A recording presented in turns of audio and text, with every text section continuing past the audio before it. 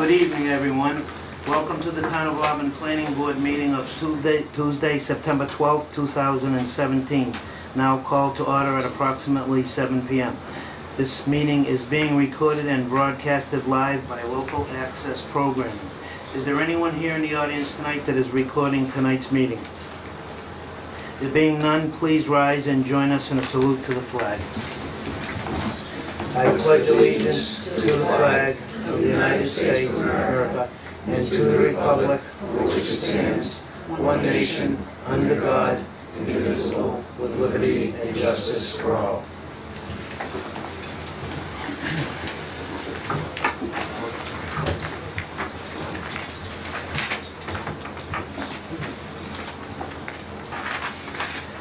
First thing on the agenda is an A&R plan for 150 and 154 Boyce Street.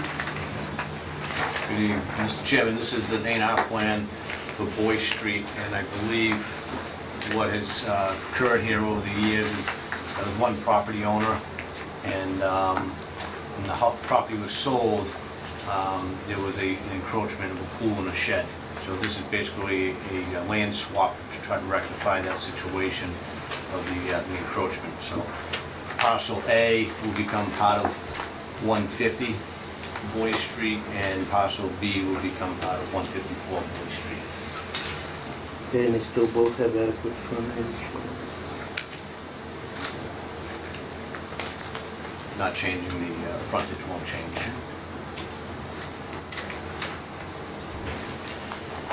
Scott, any questions?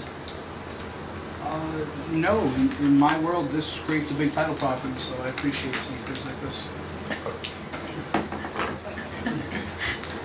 John, any questions? No. Wendy? So, Nothing? None? Okay, with my last?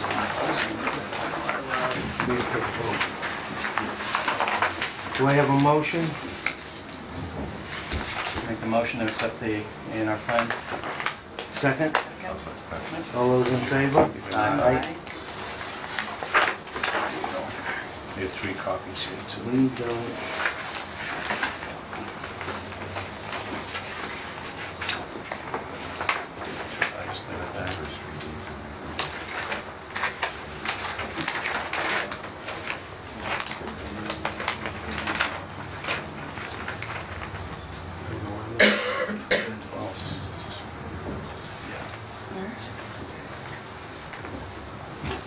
Just leave it here.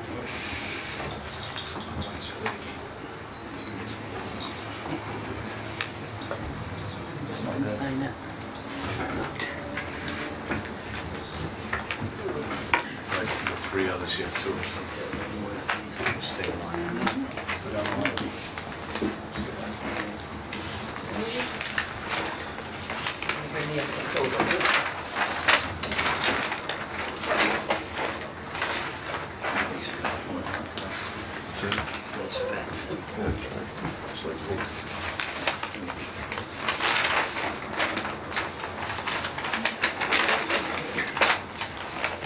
How many? 3 more.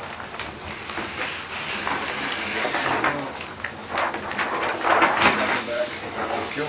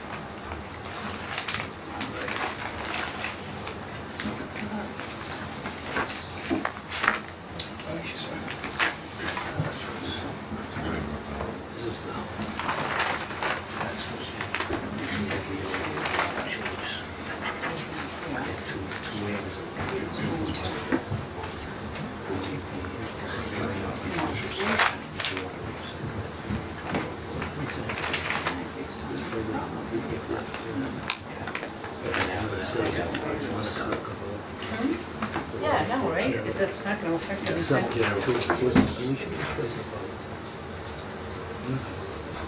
You can go in the hearing, and then you can waive everything minus the, you could waive the site topography, everything minus the site plan. The next gate plan is the site. to do more.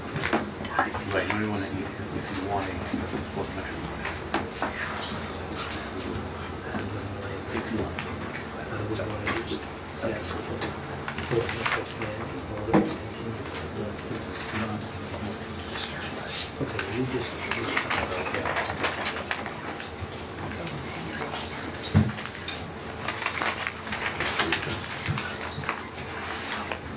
All set? Oh, No, he did first. Sorry, very efficient signature.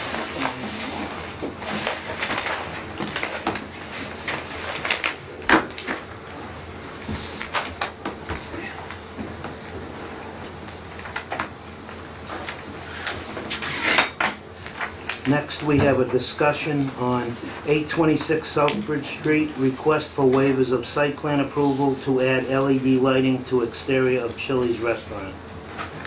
Okay, Mr. Chairman, this is a discussion item put on for this evening for Chili's Restaurant. They're looking to add LED lighting on the 3 sides of the building, and they're requesting a waiver for public hearing requirement and also a waiver for site plan approval. So it's a discussion item. They already agreed not to put them on the map, what are the three Yes. sides? Right, just so the east and Front west two and south sides. side, right, not on the south side, on the north side. West side. I'm here if you have any questions. Uh, So, yeah, if you want to have, the applicant can do a quick presentation on what the scope of the work is. Sure.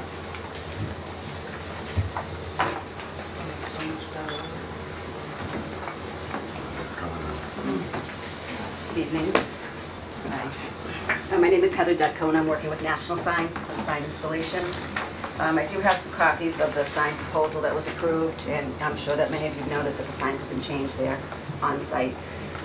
So this will give you a representation of what the signage was and where the LED border is proposed.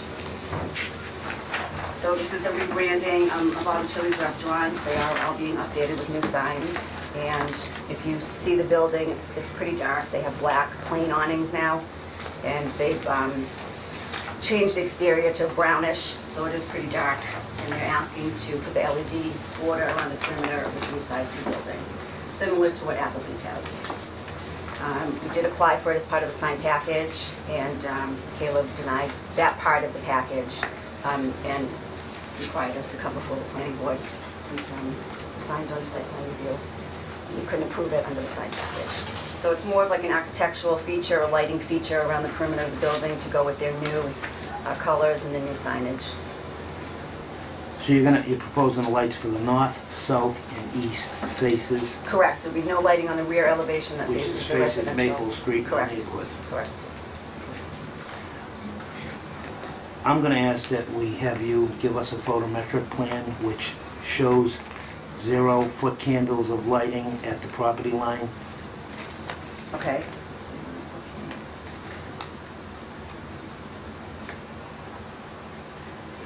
Okay. Scott, do you have any question with that or anything? John? What was the first word that you used, Mr. Brooks? A photo? Photometric lighting. Photometric, okay, thank you. And that'll just show to us that it will, needs to show us that there's 0-foot candles at the property line. Okay. John? Wendy? I think it's, as long as it's not gonna affect the neighborhood, Yep. behind. Well, property. we'll condition it to. Yeah. Jason? All set? So, Mr. Chairman, you could do 1 or 2 things this evening. You could either wait to vote on the waivers when they come back to the photometric plan, or you could vote to waive, for a waiver on the public hearing and the other site plan requirements. So it's the board's discretion. Well, should we vote tonight to waive the... You can site waive plan? the public hearing And the- requirement, and you can waive the site topography, the landscape plan, the site plan prepared by a professional engineer, and the proposed system of drainage and drainage calc. So the only item that you wouldn't be waiving would be the site lighting, because you're requesting a photometric plan. Scott, would you prefer to wait and do it when we get the site lighting plan? I see no harm in voting on the other matters tonight. I don't see how it's not going to affect the project one way or the other. John? The drainage and all that stuff, Bill, that would require a peer review. Correct. This would be, because it's strictly the LED lighting, the request is to waive all the other elements required for site plan review. And the only thing the planning board is requesting is the photometric plan, so we wouldn't waive the site lighting. So that'd be the only aspect that we wouldn't waive this evening. We'd waive the public hearing and waive the other elements, the site topography, landscape plan, site plan prepared by PE, and the drainage, because it's pre-existing building and site. It's just the LED lighting. That's all they're doing. Correct. Okay. Got a problem. Agreed. So you could do it Let's as one show waiver. someone that wants to make, who wants to I'll make make a a motion. motion that we Lyndon. waive everything except the site lighting of I'll the second. National Sign Corps. Scott seconds this. All in favor? Aye, There's a vote, Including the hearing. including the hearing. including the hearing.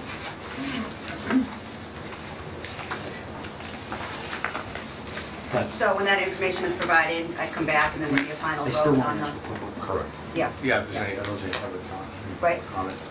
Is there any public comment on this for Chili's on Southbridge Street in Auburn?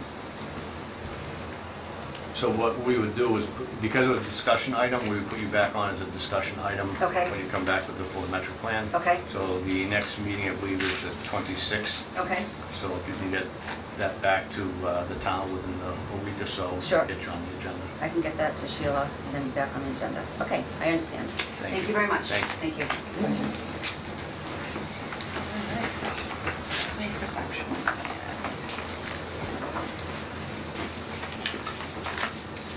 Yeah, do that one next. We're doing the Auburn Housing, the draft housing plan presentation now.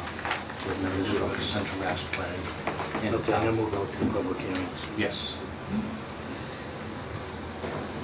So this evening, Mr. Chairman, we have the town manager and Selectman Goring Goodrich and Central Mass Planning here to present the draft housing plan. Okay.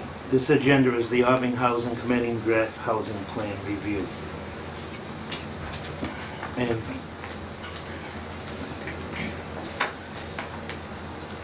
the town manager will present this. Yeah, along with our consultant, Karen Sonberg, if you don't mind, and Ron Barrett from CMRPC. Good evening, Mr. Chairman, members of the planning board. Thank you for having us this evening. You'll have to forgive my voice, it's half there, half back. I won't take too long because the presentation really is with our consultants here, but I just want to give you a little background of why we're here, just two minutes. In March of 2016, the town applied for and was designated as a compact community by the Baker administration. And as part of that, we put in for 3 best practices. One was an elementary school initiative to try to engage children going into kindergarten through the school department. One was an economic development plan, which we just finished up, and the other one was a housing plan, which is why we're here this evening. And we applied for and received a $25,000 grant from DHCD. It's a PATH grant to develop this. We went out to bid, and we thought that CMRPC and Karen Sonberg Consulting put in a really great proposal. So we contracted with them. We began work in April, and they will take you through what they've done. But we're trying to get this wrapped up by the end of September in accordance with some of the requirements of the grant. So this evening, the intent is to present the draft plan to you. You have it in your packet, or you had it via email. And then we would respectfully ask you to take a look at it and come back at your next meeting at the end of September, which I believe is the 26th, and vote. And hopefully vote to approve it. And likewise, we're going to be bringing it to the select board. Chairman Goodrich is here this evening to be in support and listen to it as well. So I want to turn it over to Karen and Ron. If that's okay, Mr. Chairman. Good evening. Good evening. Thank you very much. My name's Ron Barron. I'm with Central Massachusetts Regional Planning Commission. We're going to give a very brief presentation. We're going to try to keep this as quick as possible just to kind of give you an overview of what we've done. And some of the things that we found and sort of what's been driving the recommendations. It's going to be split into two parts. I'm going to do the needs assessment portion. It's going to show some of the background data that we collected, and then Karen is going to review the recommendations and the goals and strategies that are going to be part of that, and then talk about next steps. Because it's so short, we would ask that we're going to try to condense it to as quickly as we can, and try to leave some time open for the board to ask questions or for public comment. So if we could reserve questions until the very end, that would be very helpful. And if I can just add into, I just want to make sure everyone knows, and I'm sure it's in your presentation, but we did put together a housing subcommittee of your planning board for you, because this is how the process works. It'll become part of the master plan.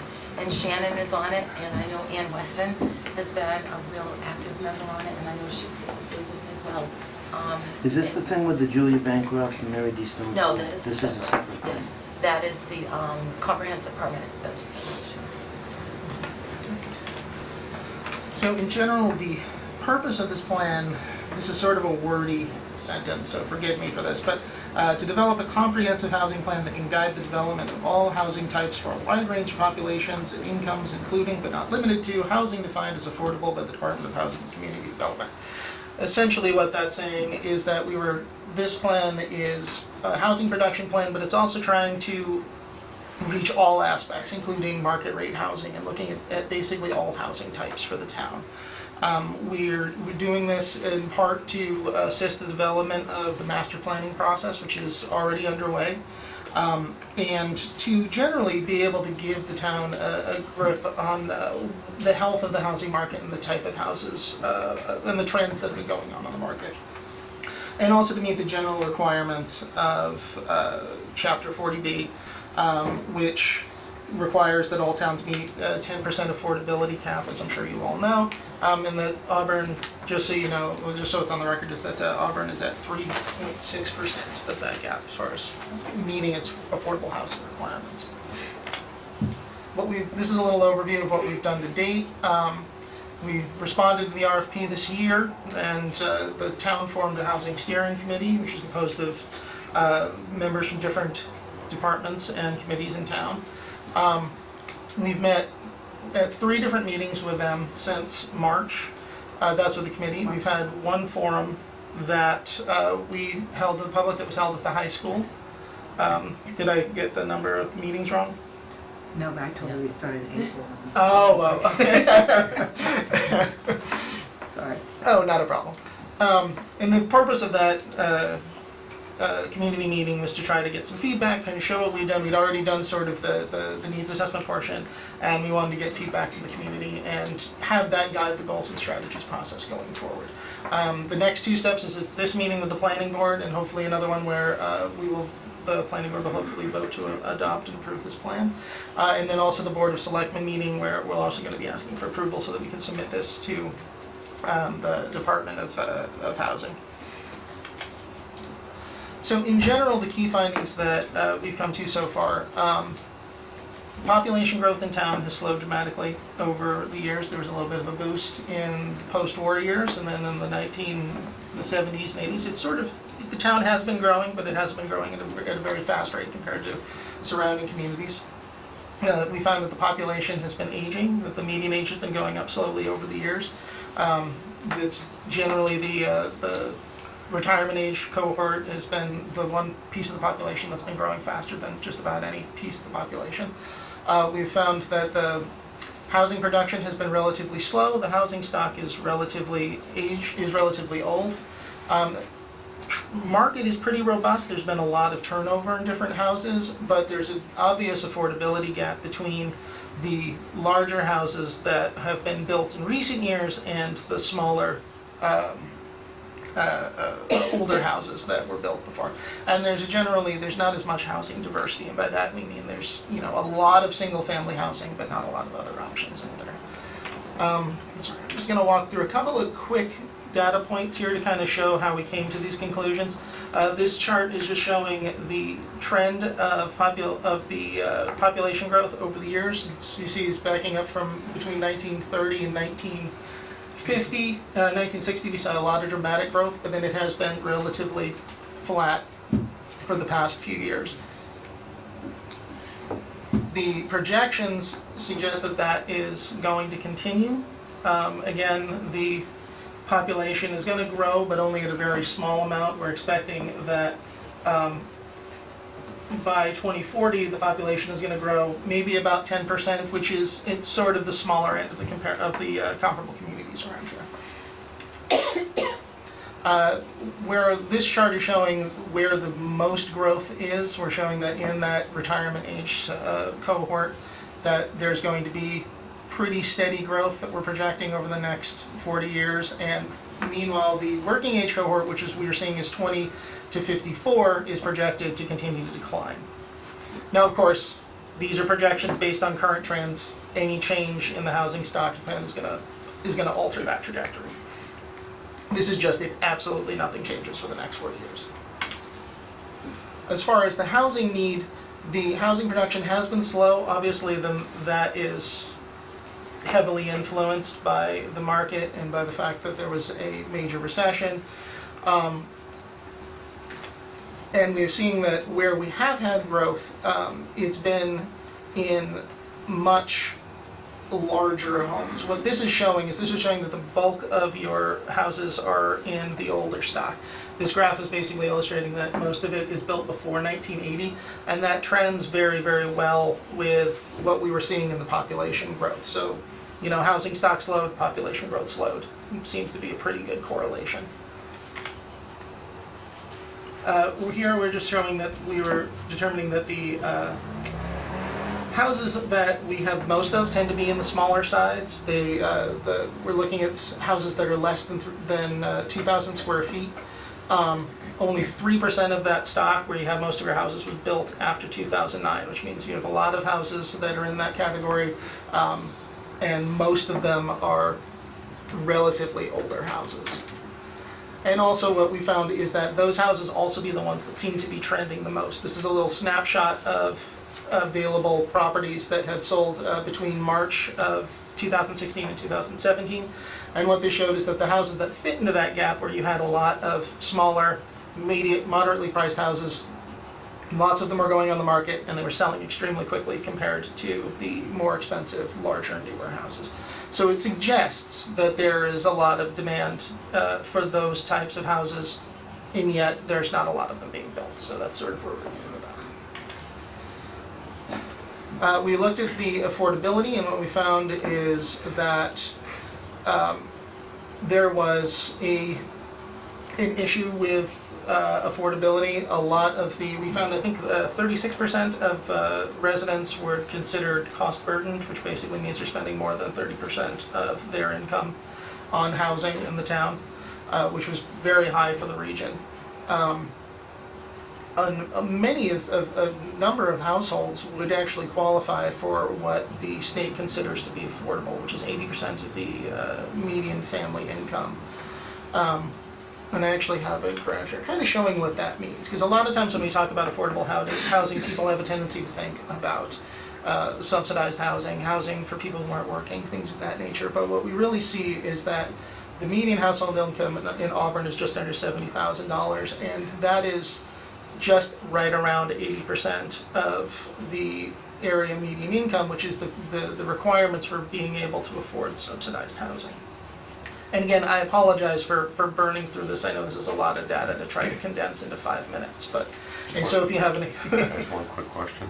How does that median income rate against the rest of the state? I think I wrote that down somewhere, but I don't know off the top of my head. But it's a little bit, it's pretty high, actually. I mean, the town is an affluent community, for sure. So, compared to the state, it's higher. I'm not really sure how it rates to the overall regions, the similar towns in the region. We have that data, I just don't have it at the tip of my tongue, unfortunately. So the conclusions we came to is that there was a lot of concentration over the years in larger, more expensive houses. we don't really get into why that happened. There's a lot of forces that come into play in that. But what that does is it tends to constrict the market where, for the houses that seem to be the most in demand, which of course are the smaller, cheaper houses, and it limits the number of young young professionals that can come in and start families and within the town long term over the long. And we think that contributes to the aging of the population and to how we're seeing the population trends play out. And so Karen is going to take a quick minute to talk about the strategies that we came up Right. with. That's right.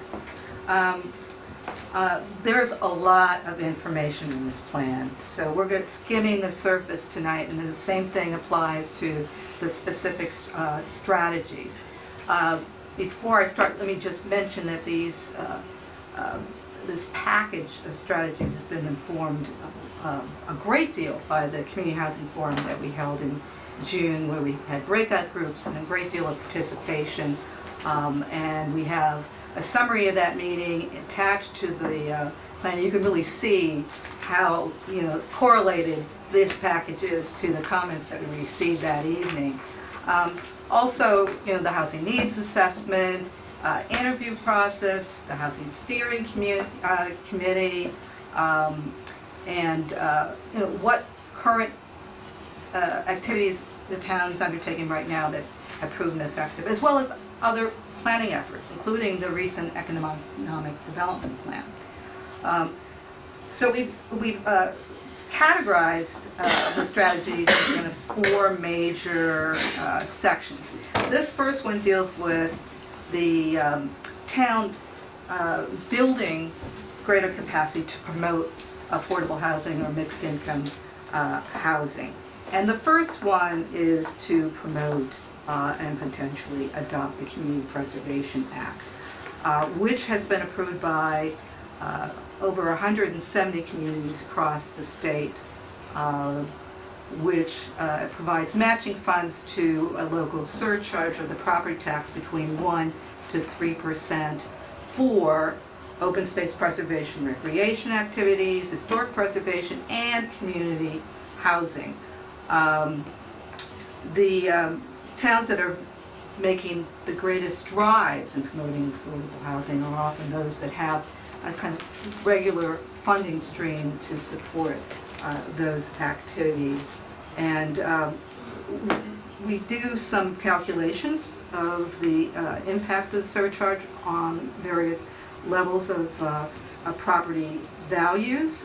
Just to give you an example, the median house price in Auburn of $233,000, if you exempt the first $100,000 of value, which many communities do as part of CPA, based on a 1% surcharge, we're talking about $2 a month.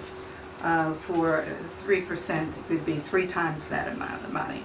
But you can see kind of echoes of the CPA throughout this plan, because it really does provide opportunities for the town to become more proactive on the issue and have a better capacity to implement this plan. We also recommend establishing an affordable housing trust fund. The state created enabling legislation in 2005 that made it really so much easier to do to establish dedicated funds for affordable housing. This one really allows, besides potentially becoming a municipal entity to oversee affordable housing and a fiscal agent, it enables the trust to have some significant powers, kind of like a housing committee on steroids. We can even acquire property, for example. And we think that having that tool in place could be advantageous, particularly if the town passed CPA, or we were suggesting a couple other measures that will provide some additional resources to be able to deposit and then target for affordable housing purposes. We mentioned, and this was a big topic in the community forum in June, was the whole issue of ongoing community education and outreach on affordable housing. What is affordable housing? What are the needs? What are the benefits?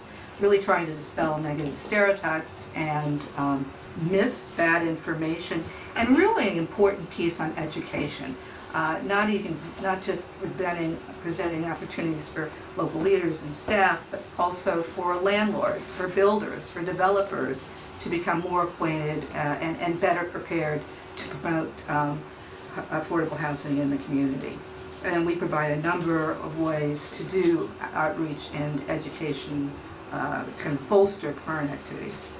And then we also offer recommendation on securing further professional support. At this point, the town does have some limited capacity from staff to kind of just to focus on affordable housing. Clearly, if we pass CPA, that would be an eligible activity to support a part-time consultant or a staff person. We also mentioned CMRPC has been trying to establish a region-wide service office where towns could buy into a menu of services from professionals to support its ongoing efforts. They identified a lead community and it backed out, so they're still trying to figure out a way to do something like this. There are very effective regional collaborations in the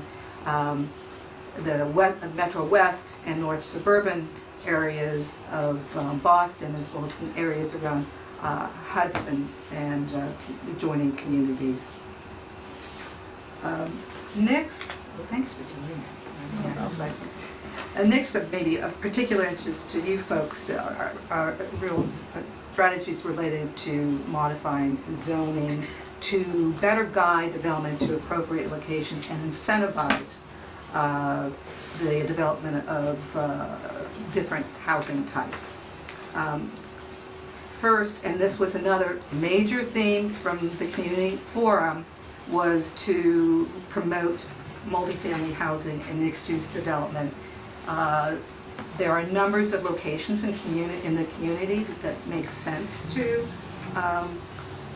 that necessarily can accommodate higher density housing and mixed uses, mixed incomes, including Drury Square, the mixed-use overlay district, the former Yankee Drummer parcel, as well as even potentially Auburn Mall, given other projects of incorporating housing into malls very successfully in other communities. We offer some approaches for promoting this type of development in zoning that included revising the mixed-use overlay district, which has not been used to date, and to make it more attractive to developers to do something there. We also offer the option of allowing residential use in the Auburn Mall, and something called Chapter 40R, which the state has been promoting, which are smart growth overlay districts that come with layers of state subsidy, where the town develops specific zoning for areas where more compact mixed-use development makes sense. And besides the layer of state subsidies that come with it, there are also bennies, extra points for infrastructure grants and other types of state financing for schools, for example, that come with establishing these 40R districts. And then even Chapter 40B. 40B can get a bad rap, but it is a good permitting tool, and you'll be using it in the for the schools, for example, when you need some real waivers of zoning. Instead of doing spot zoning, to use the comprehensive permit makes a great deal of sense, and particularly when it's the friendly 40B, the town is really working in partnership with the developer to come up with a project that's feasible, but provides, it matches the town's priorities and preferences.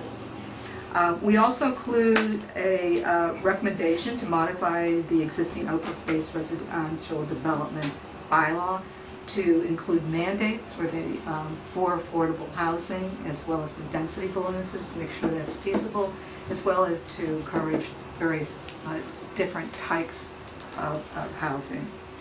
We also suggest revisiting the accessory apartment bylaw. Accessory apartments provide a number of public benefits without a lot of changes to the built environment. It's particularly useful for those homeowners who are, as Ron referenced cost burden and a lower income. It provides an income flow as well as a small rental apartment that is maybe, well, not affordable per se, relatively affordable given the context of market rentals.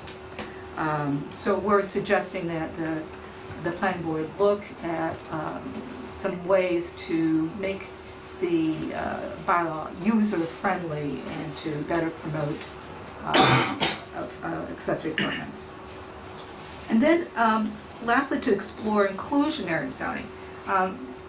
Particularly since the town doesn't have an ongoing flow of funding per se that's dedicated to affordable housing at this point, least inclusionary zoning will ensure that there is some affordability integrated in any new development, as well as the potential to have cash in lieu of actual affordability, actual affordable units paid to the town, potentially deposited in that proposed housing trust that can be used to subsidize other efforts towards promoting affordable housing. It's a valuable tool, and we provide a lot of examples of how other towns have structured inclusionary zoning. And then housing development strategies. One, and I think this is where the town has a rightful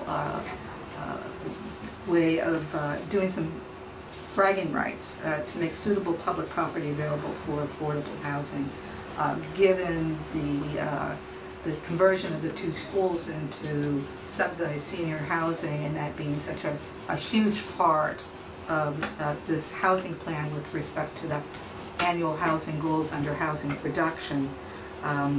That's something that we really want to shout out. And there are potentially other opportunities for town-owned property, for example, even more, it's limited in town, potential of using tax foreclosed property for affordable housing, or even potentially down the road, as some other communities have done, is actual acquisitions, such as if you pass CPA, you could actually bond that money and acquire properties like other communities have effectively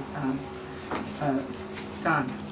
And then we suggest to pursue partnership opportunities for multifamily and mixed-use development. This is the development at the end of the zoning that we proposed in the earlier section, and really forming partnerships with nonprofit or for-profit developers to actually realize development in these in particular areas where, once again, higher density, mixed use, mixed income development really makes sense.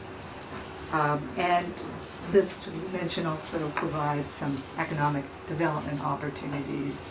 Housing is an important economic engine. And then to explore small-scale infill housing development within neighborhoods that can support housing for empty nesters, starter homes, in small pocket neighborhoods where you could get at some of that housing that is between the smaller kind of subsidized units versus the larger ones being built, that could also serve the needs of those interested in downsizing, as well as those establishing their own households and can start into the housing market. As well as special needs housing is another example of how housing that is affordable can really be integrated into existing neighborhoods.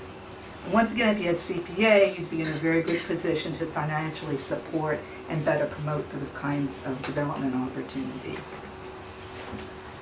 And then lastly, we have just a couple of recommendations under housing preservation. One is to continue to participate in the Abandoned Housing Initiative in partnership with the Attorney General's office and the courts. The town has been working on 5 vacant and abandoned properties, and while they're still out there, this program can be particularly effective in turning them around so that they get back to productive use and are no longer eyesores or areas of potential health and safety hazards. And they go back on the tax rolls, how about that too, huh? And then establish a housing rehab program. As Ron mentioned, that there is an aging housing stock. About half the housing units were built before 1980, and so the potential of having deferred maintenance need, having potential lead paint hazards, some needing is home modifications for their special needs, even in some areas of town where there might be septic systems that are failing and need repair.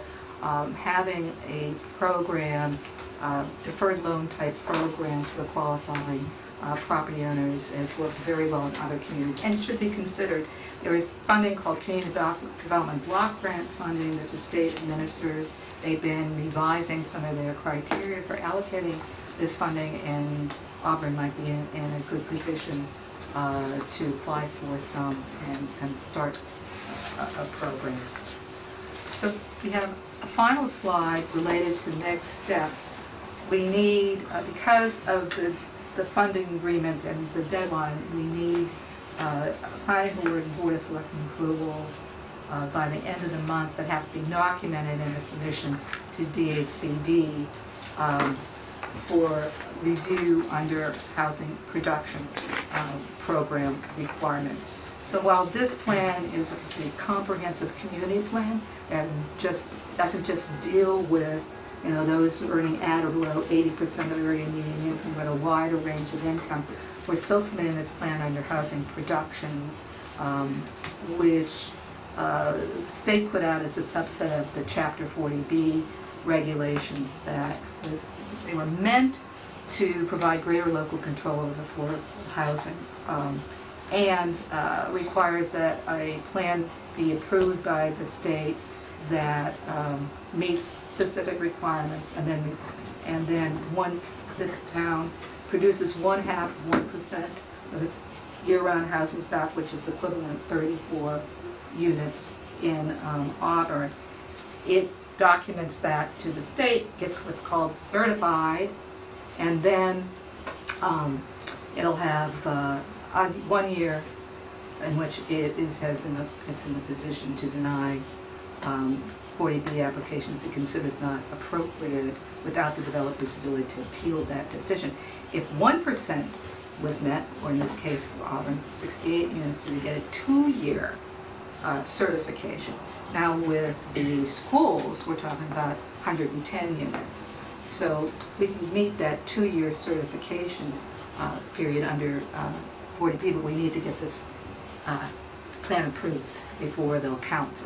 Well, we have time for that, but that's an important piece in consideration. So then the state takes about 90 days to review the plan, and then we talked already about its likely certification. And then once we have a final document, we'll put it on the town's website so everybody will be able to see it. So that's kind of it in a quick nutshell. Thank you very much. You said a lot in a few minutes. Thank you for the opportunity, Yes. Mr. Chairman and members.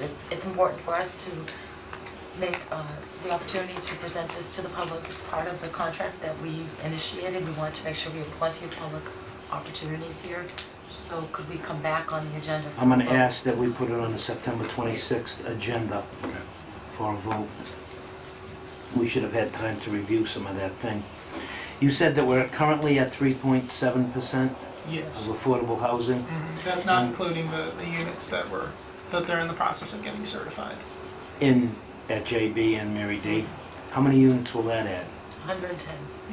And what percentage does that bring us to? 5.4. Yeah, it's in here somewhere. So that brings us to 5.4, and to get the other 5, how many units what is that? The second 5%? Or Well, I think there's about 8,000 units, and right now 3% of that's 240. To get to 10%, you need about 8,000 units in the town. 850 units to get to the 10%. So I think you need another 600 more units to get to It will the take 10%. Yeah. years to get there. It's just to have a plan in place to start working toward it. now, is manufactured housing isn't counted as affordable housing? Oh. Under the law. not mobile homes, Right. but you can build affordable units with, manufactured housing boxes that, are, very good kind of construction alternative. You meant mobile. Modular. Mobile Mobile. homes, yeah, they don't. Real quickly on the 40B, obviously the goal is to get to the 10%. Can you tell us what the, I guess, the penalties are for below that, and maybe what the benefits are once we get there? The penalty is that a developer can come in with a comprehensive permit application the town doesn't like and override all your zoning. So that's the penalty. And I should mention that, you're in very good shape to be making substantial strides. Submitting a housing production plan to the state, if you don't make, towns that don't make, there are no demerits for not meeting your goals and, not, implementing the plan. I think the state really likes to see good faith efforts in implementation, but there are no, So there's not an actual penalty for not being at the 10%. no. Besides the potentially unwanted development. So and is this plan part of what the town aimed at least heading in that direction? Not, because when I was going back thinking of when you were talking about the population of the town, do you have a projection of where, I guess, does this plan include that, where we want population to go? So it's really just speaking to the 40B, let's get to that 10% level. It isn't just 40B though, it's affordable housing, correct? Isn't there a difference? That's a really good question. I mean, there are different definitions of affordable housing. The one that's most often used in this state is the one under 40B. And you have to meet a number of different requirements in order for that unit to be included in what's called the subsidized housing inventory and towards meeting that 10% affordable housing threshold and any housing production, annual housing production So goals. is all affordable housing subsidized? Well, I'll tell you what, 40B, I think so, because even though there are not direct subsidies in a 40B development, it still relies on density to make the project work, which is in fact a form of subsidy where the market units are subsidizing the affordable ones. The 40R would help you get there as well. 40R will help you get there too. 40R, in fact, under 40R, there's a 20% affordability requirement, but it's useful to put into the zoning that for rental units you're requiring 25%, because in that case there'll be the same requirements under 40B where all the units will count as affordable towards the SHI, even though only 25% are actually affordable, where in home ownership it's only the actual affordable units. Did you mention taking of land for purpose of building houses? There are towns that use Eminent domain. tax foreclosure process instead of auctioning properties off. Not anything like eminent domain or anything like that. No. And where were the 5 units that you spoke about? There's 5 units in Auburn that are abandoned or not? More than that. There's more than, we participate in the Attorney General's Abandoned Building Initiative, which identifies properties that have been abandoned. They've been left because they couldn't pay their mortgage, maybe they were upside down. So we work with the Attorney General's office, and there are several. We've probably already worked with, I'm going to say 10 already. The owners. It's generally, the owners have generally walked at that point, it's generally the lender. Oh. So the Attorney General would work with the lender, they actually put in a receiver, the receiver goes in and does some work to the property and then turns the property over and hopefully sells it to someone who will come in and pay the taxes and maintain the property. And you put it back on the rolls. Yes. I guess the town's working with 5 Oh. properties Even now. if the bank owns it, it's not off the tax rolls, they have to pay the tax, don't They No, don't the have- idea is getting it on the tax rolls. they? They still on the tax rolls, they're Well- not paying taxes. Well, No, okay, no, there's no. different kinds Not of, we were necessarily. talking, Yeah, we were not talking, necessarily, yeah. I was Bank's talking, not paying the taxes? No, if it's foreclosed on, it's because the taxes weren't being paid, because the tax liability still falls upon the owner. So then we have to have negotiating sessions with the bank, who is the lender, to try to convince them to pay the taxes, but they're not responsible for the taxes Really? until they actually own the property. So a lot of times the bank doesn't want to take over and actually own it, because then they own everything that goes with it. Foreclosure would take like 5 years, so they never really become the owner. And Who's responsible for maintaining the property? Well, Technically, that's the homeowner was technically the walking. homeowner, and that's why this Attorney General's program is so good, because it gives the opportunity to get into some of these properties that we wouldn't have the ability to get into from a legal standpoint, and work with them and bring them back to a state where they're attractive to a buyer who'll turn around and buy it and then actually start paying the taxes back to the town. So at that point, all prior taxes that are owed are forgiven, and then say the turn over the house and the new owner just pays the regular taxes? Once it goes through the the foreclosure process, there's a tax title process and then there's a foreclosure process. The foreclosure process cuts off that tax liability.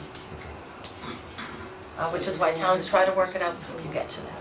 You try to work out some kind of arrangement, hopefully with the lender, to try to pay back the taxes. But the lender, again, depends on the type of mortgage, may not have the responsibility. So I would just also mention that the 2 school projects, just to be clear, those are 55 units each, 47 at each school would be affordable, 8 market rate, and it's all for senior housing only, 55 and over. And we are in the process of working with the developer. You have before you notification of their Chapter 40B preliminary application.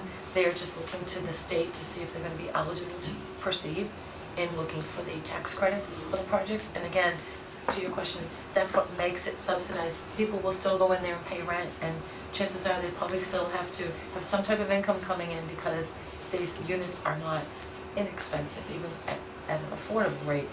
But the developer needs to have subsidies to make it possible to rent them out at a lower rate than market rate.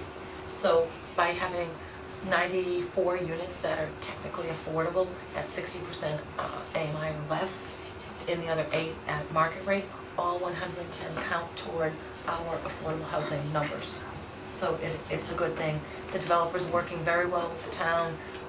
Again, this is a friendly process where we wanted this. The community identified the need for senior housing, and the proposal meets those needs. So you'll be seeing that coming before you. At least right now, just a notification form. If you want to make comments and give them to me, that's great. I can incorporate them. If not, they will actually be going through the entire process once they get pre-qualified. Scott, any other questions? No, just thank you. I mean, a lot of the mixed-use stuff, the multifamily stuff is things we've been talking about for the Drury Square plan already anyways. John? Wendy? Thank you. Jason? No, all set. Thank you. Is there any public comment?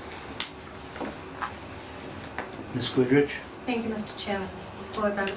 I just wanted to let you know that when she addressed the meetings that we had, the residents that were there brought a lot to the table, a lot of varying opinions. And I just want to assure the board members that what was presented here tonight were views from a good mix of residential views, and each one brought something different to the table. And some of the residents mentioned that that was the first public meeting they had ever participated in. So it was, like I said, an excellent mix of resident participation. And I just wanted to assure you of that. Thank you. Any other public comment? Actually, just a question. My name is Hart. What cities or towns in central Massachusetts do meet the 10% threshold? I mean, best practices I'd like to see if we can incorporate into our towns. Is anybody? We have that number, but I don't have the number with me, or that list of towns with me.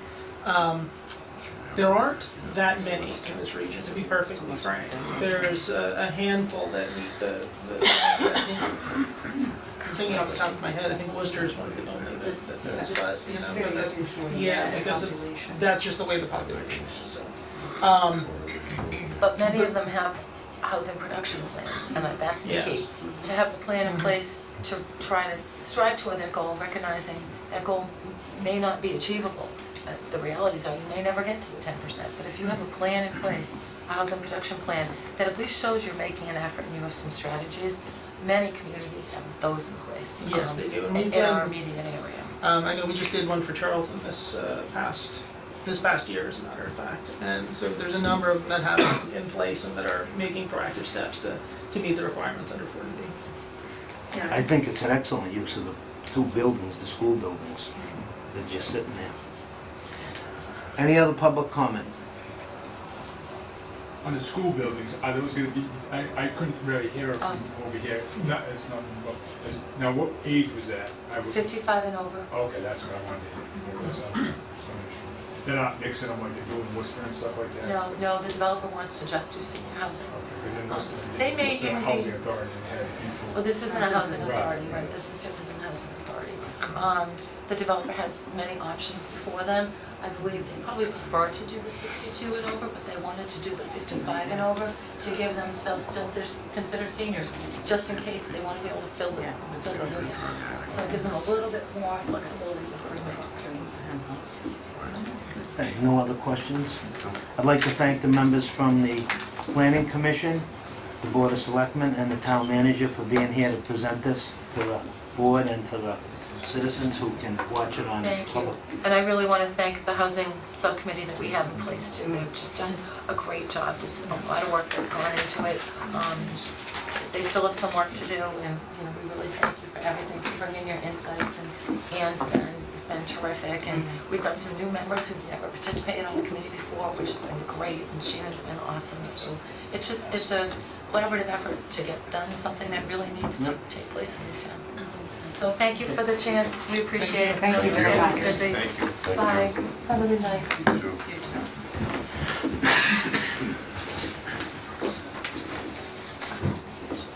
You good? Put us on the September 26th meeting. Yeah. Oh, shit, I got that. Anything goes wrong. Please take them. Bye.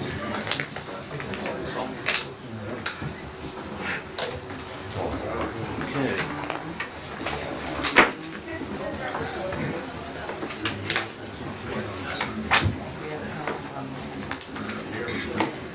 Okay. We have a 7 o'clock public hearing. First applicant was Masad Family LLC requesting an approval of a definitive subdivision plan under section 3.3 and site plan approval under section 9.4.1 of the Auburn zoning bylaws for realignment of a portion of 54 Faith Ave, the site of Diamond Auto Group's GM service facility. This was continued from August 15th, 2017.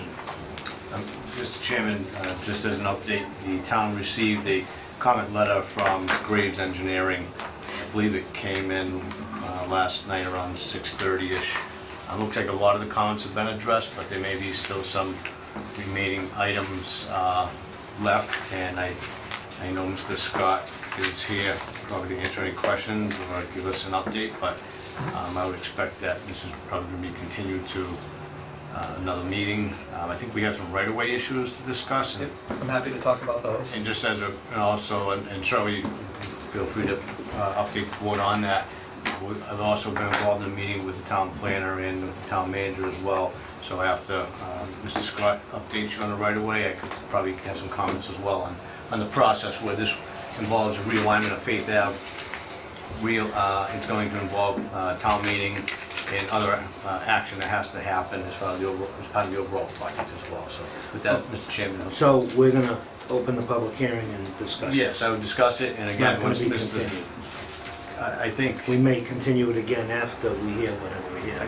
right. Okay, do we have a motion to open the public hearing? I'll make the motion to open the public hearing. I'll second it. All those in favor? Aye. Aye, it is a vote. Okay, good evening. I'm Mike Scott. I'm an engineer at Waterman Design. As Mr. Coyle just indicated, we received a review letter on the most recent plan set and the most recent revisions to the stormwater report and the cover letter that we provided with the plan revisions that was dated August 25th. And those are all primarily related to comments that were expressed by this board at the 8:15 meeting. Rather than go through all of the changes, I would note that on the Graves letter, as I read it, there is one outstanding item, and that's related, it's number 2, and that's specific to some additions to the plan for coordinates as are required by your bylaw. So Grace is saying, please, we added a sheet that your typical lotting plans that break the lots up into the different parts that would be then conveyable. But there were a number of easements associated with access from Mass DOT, which I'll elaborate on in a second, as well as to the town. And those would, if the road were replaced, as you know, we're talking about moving the road to the west side of the existing facility. If that road were replaced and the loop that runs around the facility were abandoned and then turned over to, or auctioned, however that transfer happens, to the Massett family, which is the ultimate goal here, at least their ultimate goal. I'm not sure if the town would have to have a public auction, it could just sell it directly. Right, and that, I know that's one of the things Mr. Coyle, town Because manager. they're the only one that would really have use, but I'm not sure how that would go. Right, and that's one of the details, and that the Massetts have retained counsel, Mr. Madaus from, where's he, Myrick? And you've been in contact, or I know Matt's been in contact with him. We actually met in the field with MassDOT. But there would be easements to the town, there would be easements to MassDOT. And as Mr. Coyle just elaborated or mentioned, there is this issue of how would the rights that MassDOT may have in the existing portion of Faith Ave that would be abandoned, where they abut. Otherwise, the only abutter to Faith Ave is the Massett family in the area that we're looking at abandoning. I got a letter today, no last minute surprise really, we knew it was coming, and I can forward this to you and Matt, but I didn't bother, but I have a hard copy for the record. This is a letter to the Massetts from MassDOT, their counsel in Boston, has agreed that MassDOT is willing to abandon any rights they have in exchange for an easement. So I'll provide that, I'll forward it to Matt electronically. But essentially that answered sort of the last question in my mind. We had already negotiated an agreement with the district. So there's sort of the two arms of MassDOT. There's the functional, I would say buildings and grounds, but you know, the maintenance folks out in the field. They have equipment that presently is accessed from Faith Ave. If Faith Ave were abandoned, they'd still need the ability to access that. And if that land were given to the Massetts, they would need easements from the Massetts. So there were several options discussed when we met out in the field with them months ago. One was to do what this is suggesting. The Massetts just simply grant them an easement across the land if they get it, if this all works out, or when it all works out, I'll be positive. They grant an easement to MassDOT. MassDOT goes about its business like it does today. It's just that it's traveling over the Massetts' land rather than a town right-of-way. There were other options. We could relocate at the Massetts' expense. The equipment can be relocated elsewhere in this is all related to the 395 pipe lighting system that we're talking about. There's a control cabinet and some power equipment there. That could be relocated. It would be at the Massetts' expense. It'd be approved by MassDOT. District's okay with that option. They're also okay with moving it farther down Faith Ave. And then they would not need the easement. And then they wouldn't need the easement. So there's really three options, but MassDOT, this is the quickest, cheapest, simplest way to do it. So, and it takes the question of, will they do it off the table? They will. So we know it can be done. And district's fine with any of those options. And I'd already forwarded an email from one of the district engineers to Matt a few months ago. This just followed, thanks to vacation schedules, and it's obviously not a small town, small piece of land isn't MassDOT's my main priority. So there was that component, which I think was important. Otherwise, I believe that the comments that you folks made, which I We just got this letter tonight. That's correct. I just received I it don't this think afternoon. everyone's not had a chance. And No, understood. We usually don't accept anything the night of the meeting. Understood. I got it today. I'm just passing it on. I sent the letter dated August 25th. I highlighted 7 issues that we talked about here at the last meeting. Those were separate from the matters that Graves had already identified. And just quickly, there were discussions about identifying employee parking that's been added to the plan. There was discussion, and we talked, I corresponded with Mr. Coyle about the detention basin, that small basin that needed a fence. The fence has been added to the plan. There's no need for a waiver of that. The Massetts have agreed to install a fence at that location. There was a lot of discussion about adding sidewalks and more particularly sort of circulation from the dealerships. We added a sidewalk to the plan along the new alignment of Faith on the building side, and it's connected to the rest of their buildings. There's no sidewalk out to Southbridge Street, and there's no sidewalk on 20, so there was no connection to that end, or the other end. So we didn't show that, but we did show a pedestrian circulation. We did add a crosswalk inside the facilities property parking lot. We prepared the landscaping plan that was requested. We've revised the water system per our meeting and discussions with the water district. There's a lot that went on there, but it was fairly simple in the end, rerouting of the water lines. And then the number 6 was related to the rights of way, and again, I know you just got the letter, but you'll see that it's sufficient.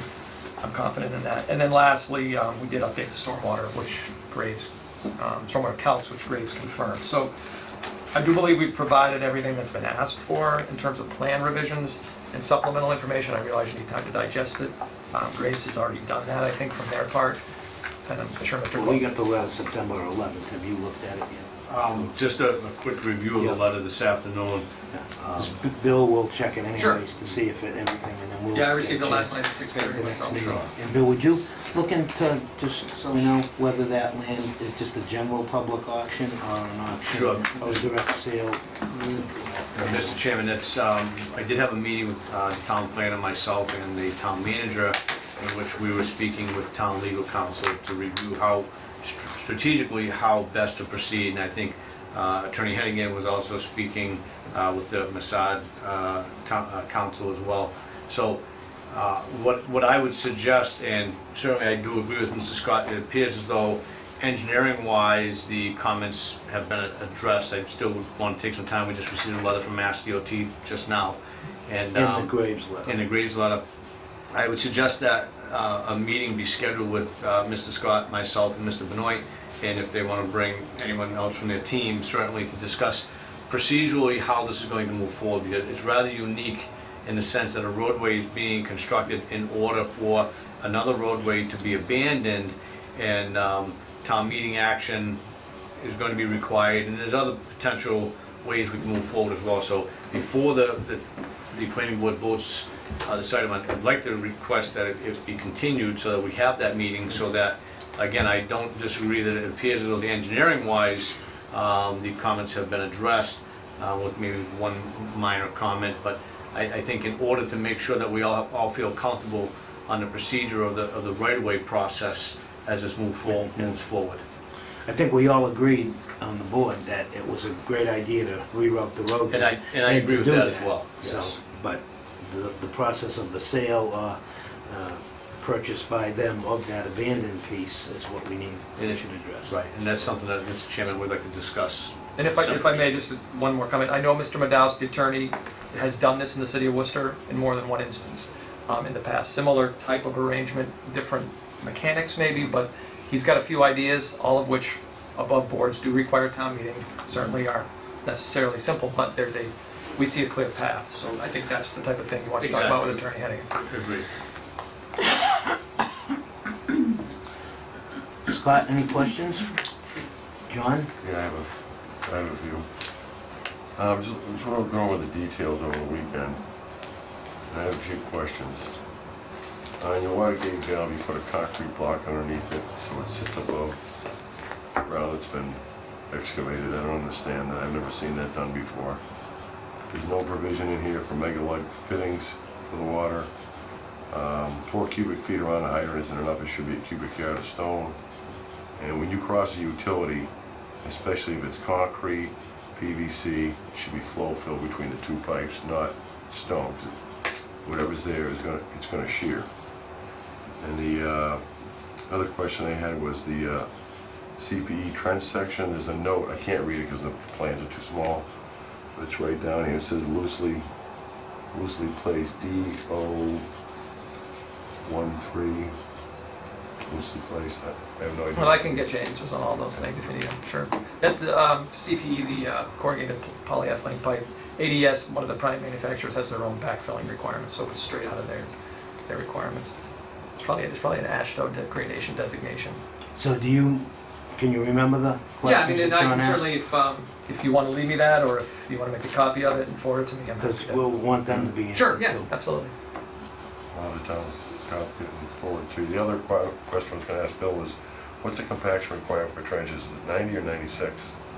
Be off the top of my head, John, I'd have to check. I don't want to guess at it. I want to say it's 96%. Because these are all, say, 90. 90, okay. So, you got 10% or 6% settlement, no matter what you do.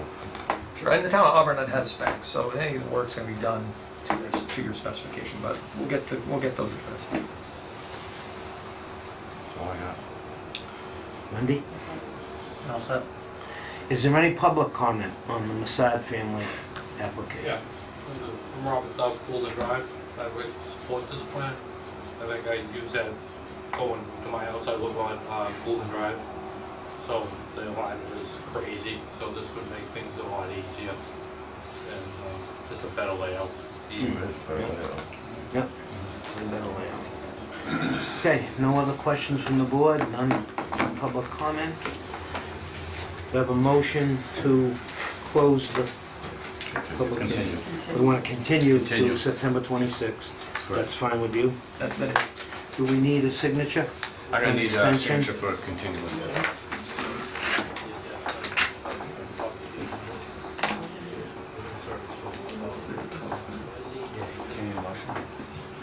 Motion to continue. I'll make the motion to continue it to September 26th. I'll second. All those in favor? Aye. It is a vote. Have a motion to close the public hearing? Make a motion to close the hearing. Second. Second. All those in favor? Aye. Thank you. Sorry. All right, thank you very much. John, Be in did you touch have soon. something?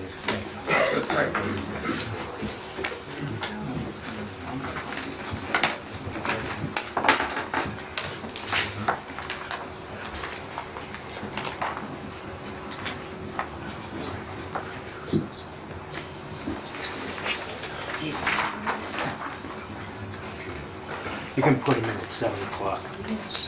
I think we do 7, 7:05, 7:10, so whatever. Okay. Next public hearing, 7:05. The applicant is Eastland Partners Incorporated, requesting a modification of an approved definitive subdivision plan known as the Reserve at Ashworth Hill, located off Blaker Street. This public hearing was continued from August 15th, 2017.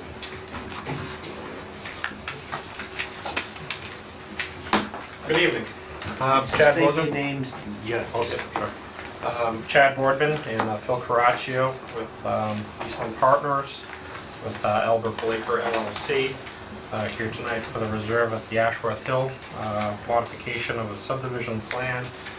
We thought we'd come here tonight and told Matt we possibly could continue to the next meeting anyways, but I thought I just want to come and spend a couple minutes just giving you a quick update. And if you had any new correspondence, I would receive, or I'd also answer any questions that you may have come up. We're in the process. We did get the comments back from Graves about a week or so ago. The engineers have everything addressed. I'm working out some fine details from Mr. Reagan and the fire department and water company as well. We're just fine tuning some details as we speak.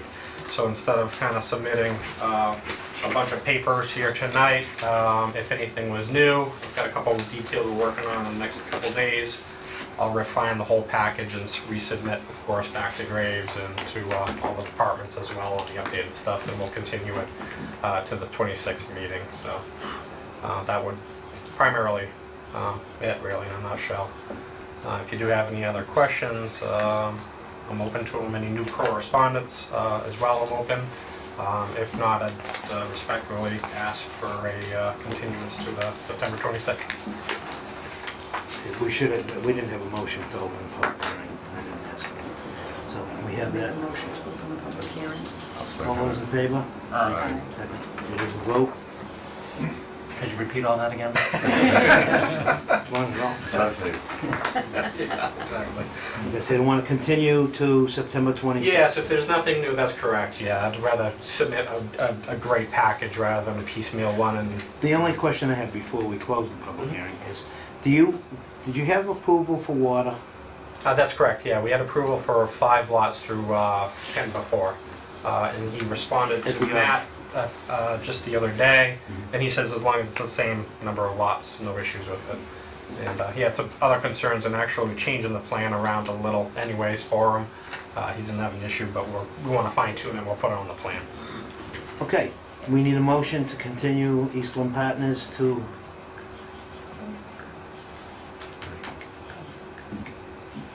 public comment? Yes, Oh, I'm sorry, is there any public comment? Mr. Sard? Surprise. I'm Leila Sard from 11 Laker Street. I had a couple of concerns, specifically around ledge. There's a lot of ledge where they're going to be putting the road. What happens if they can't get through the ledge? Are they allowed to use dynamite? I mean, what happens? They could use dynamite, I would expect, they would have to get all the approvals for that from, this town engineer and code enforcement and fire and everyone else, all the town boards that would be part of the review process on that. As well as probably a different map for wherever the road's going to go, maybe, I don't know. But I also found out this past week that the garage that's on 14 Laker Street houses about 100 buckets of different toxic waste. It has rat poison, it has lead in it, asbestos, and containers.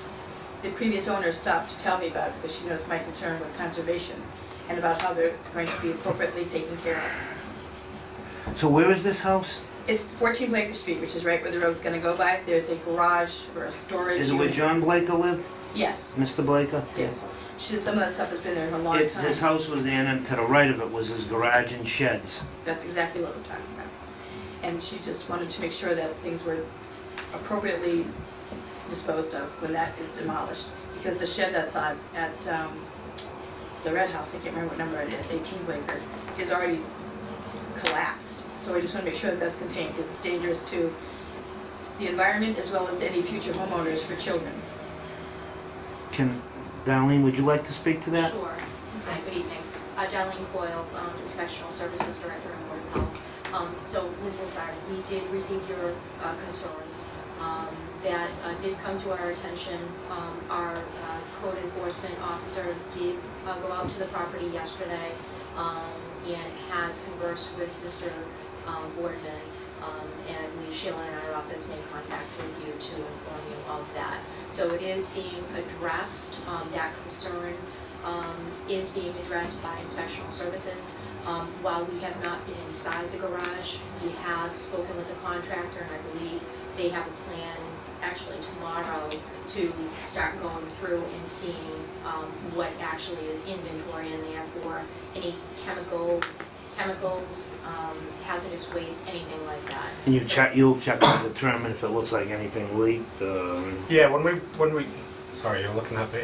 Yeah. When we bought the property, it was kind of in disrepair and kind of hoarding situation in there. We went into the Saved garage. everything. Yeah, pretty much. Yeah, But it was and, a wonderful meal. a lot of cabinet stains, a lot of other stuff, cleaning agents, miscellaneous. I didn't see any pesticides or diazinon as of yet. But what we're doing tomorrow is actually we're going to remove by hand all the material, throw it in the trash, not the environmental stuff. We're going to put the stains, the detergents, things in a separate thing, and we'll issue a manifest of where all the stuff went to. That's what we typically do in these conditions. That's right. We have asked for an inventory, and they have been cooperative to comply with that. So we should have an update for you by the next meeting. Okay, thank you. Thank you. Darlene, will someone be on site from inspectional services while this inventory is being created? We can make that happen. I believe that their immediate contact has been with the building department, so I can converse with our inspector. Chad, did you make arrangements to have Rick Not there when you presently. did that? Yeah, not presently yet. I said the same thing to the building inspector, or I said I would issue any type of manifest or report where the stuff went, if it was even found. Again, I've been getting a lot of accusations, shall we say, out there, but So it'll be better for you if I have you no just problems if let I them- give you the data where stuff goes. Somebody looks at it Exactly. and verifies it, and then there's no one saying, oh, they just dumped the stuff. Exactly. You know. We'll try Yeah. to coordinate that. Yeah, we had of course, is for the demo permit itself, we had to go through lead testing and asbestos for the structure itself, and we have all that certified. That's been already brought to the building inspector. We presently have 2 live demo permits for those properties, and we'd like to clean up the whole area, quite honestly. Who's So doing that demo? we're going to be doing that ourselves. Yeah. And also to address the ledge, we just finished approximately 165 condos in Milford off of 495. The development was the Fletcher Granite Quarry, so 100% of the 65 acres we actually blew up and processed, so we're no strangers to ledge. We're probably one of the best in the state at dealing with ledge, quite honestly. Okay. So, continue, you gotta sign, you sign the form. Yes, that'd be great. Did you sign? Yeah. Yes. Ron? Yes, More Yes. Can we still ask questions? Jamie, 6 Baker Street. What's the update on the manhole covers? Like, they have the manholes over there, the sewer covers, but they're like 2-3 inches sticking out of the ground on Albert Street. Right, Is that going to be the way they stay? No, we're coming to a finished paving the top coat. We're just waiting for some power company issues to go. Yeah, so is there an estimated time now? Right now, unfortunately with this latest storm, it's created a little bit of a headache, but hopefully by the time the snow flies. And then was there any update on the stop sign or the speed limit signs in that neighborhood? I know last time we talked about all the traffic we have on Baker Street. Oh, yeah, absolutely. Through the chair, relative to the speed limit signs first, I understand that was one of the comments. Albert Street, I believe, is thickly settled, so I can post that with the yellow and black 30-mile-per-hour speed limit signs. I don't believe there's any posted currently out there. The speed limit by law is 30 miles per hour by statute. Right. But I'll post some signs out there for 30 Yeah, miles that's per hour. great. If you put one on Baker Street, I don't think we have one, and that's really where everybody's been flying through. Absolutely. And relative to stop signs, that's something I'd want to give some thought to. Yeah. Well, last time they discussed maybe putting a sign or no left turn right there at Albert Street and Baker Street, and they were going to do a street assessment, so I wasn't sure what the update was on that.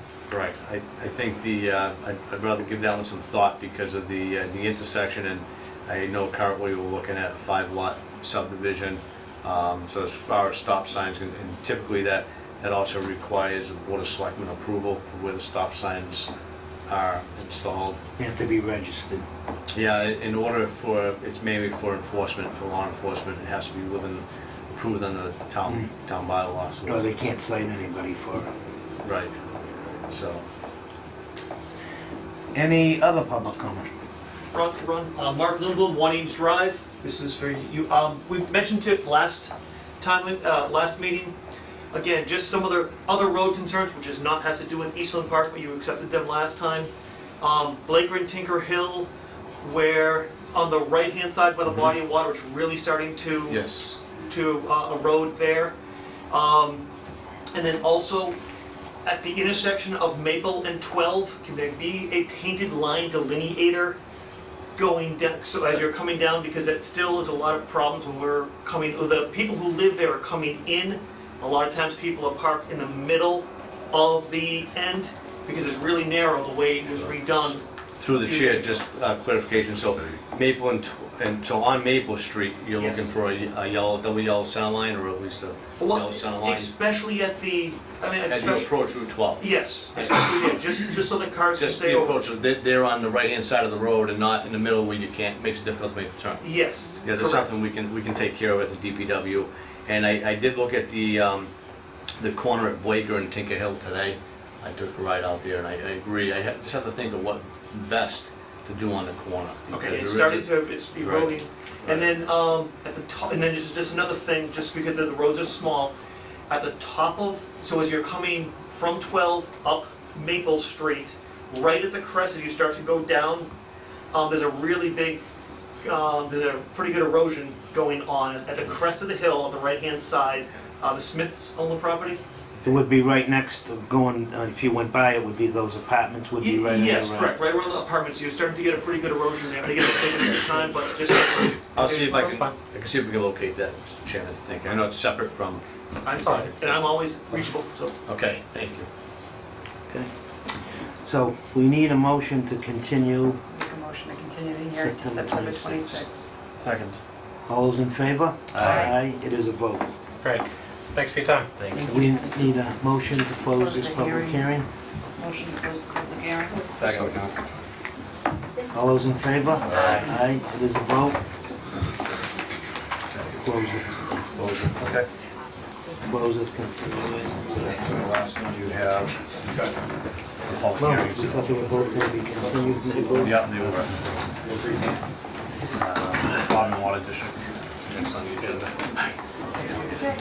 The next public hearing is 710 applicant Auburn Water District requesting site plan modification approval for demolition of an existing 1 million gallon water storage tank and installation of two 600,000 gallon tanks on property located at 202 and 204 Bryn Mawr Ave, accessed from Leicester Street. Make a motion, open hearing. Second? Second. All those in favor? Aye. It is a vote. Hearing is open. Okay, well, I do some chemical items here, thank you.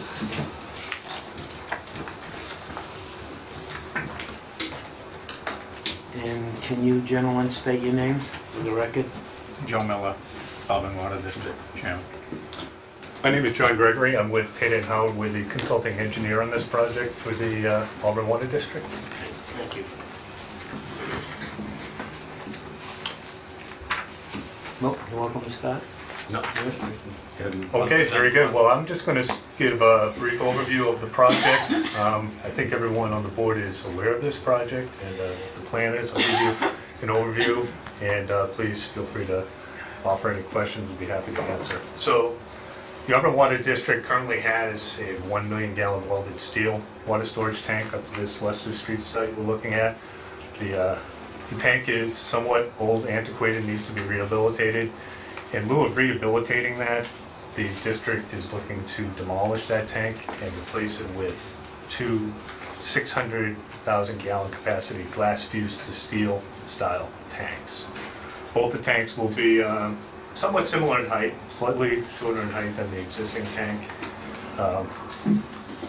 In case you don't know what a glass fused to steel tank looks like, I brought a couple of pictures that I'd just like to pass around. Just the... Is that the picture of the tank now? No, that's a picture of proposed. Yeah, because that's not the picture of the tank that's up there now. Correct. Is it what you have, Joe, on top of Prospect Street? Or is that older too? That's a little bit newer than this, than the one we Similar had. style tank. But No, you're saying a new one. You're looking I know, at I'm a new one. saying, is the one up on Prospect Street, that's an older one, isn't it? Correct, yes.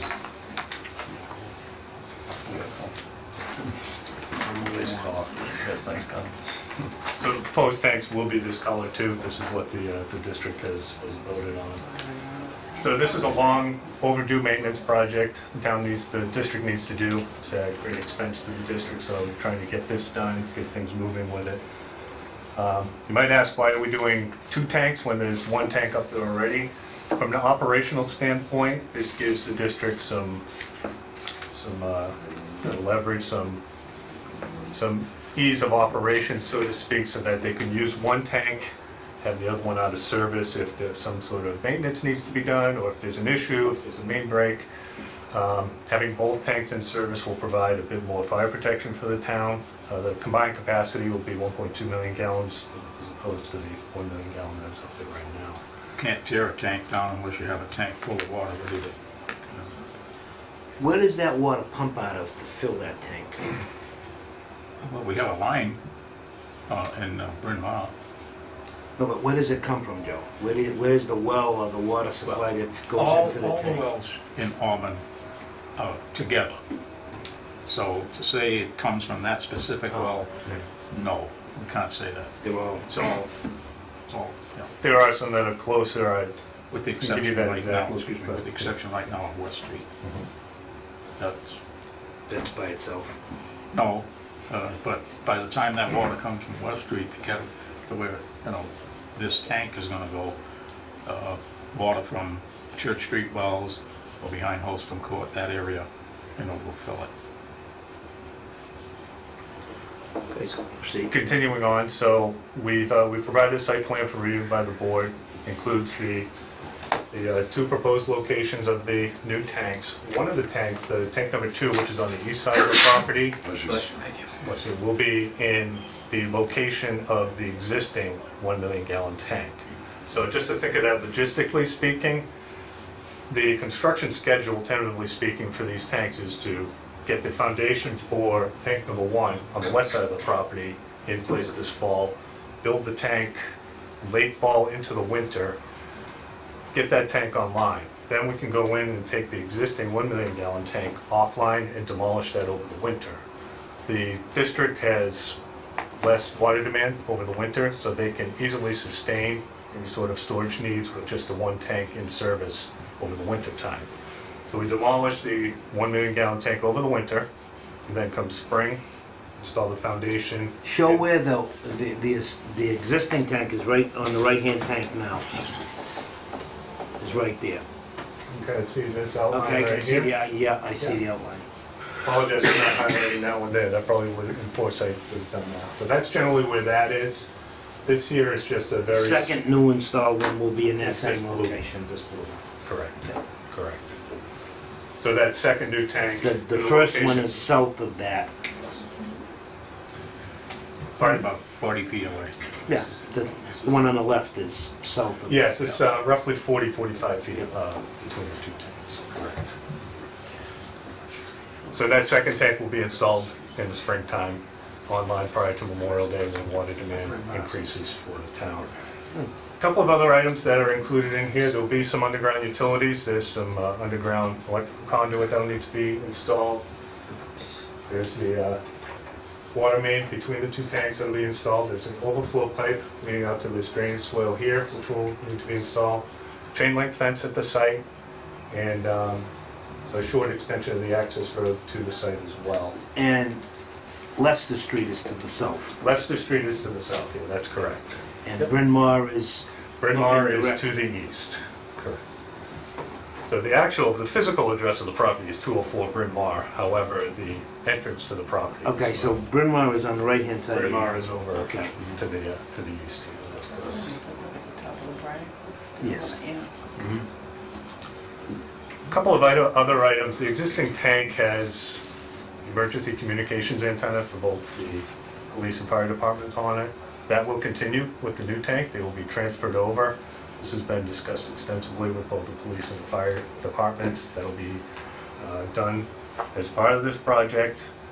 And the existing equipment, which is in this area, will be moved over to a new dedicated spot by the town, independent of this project here.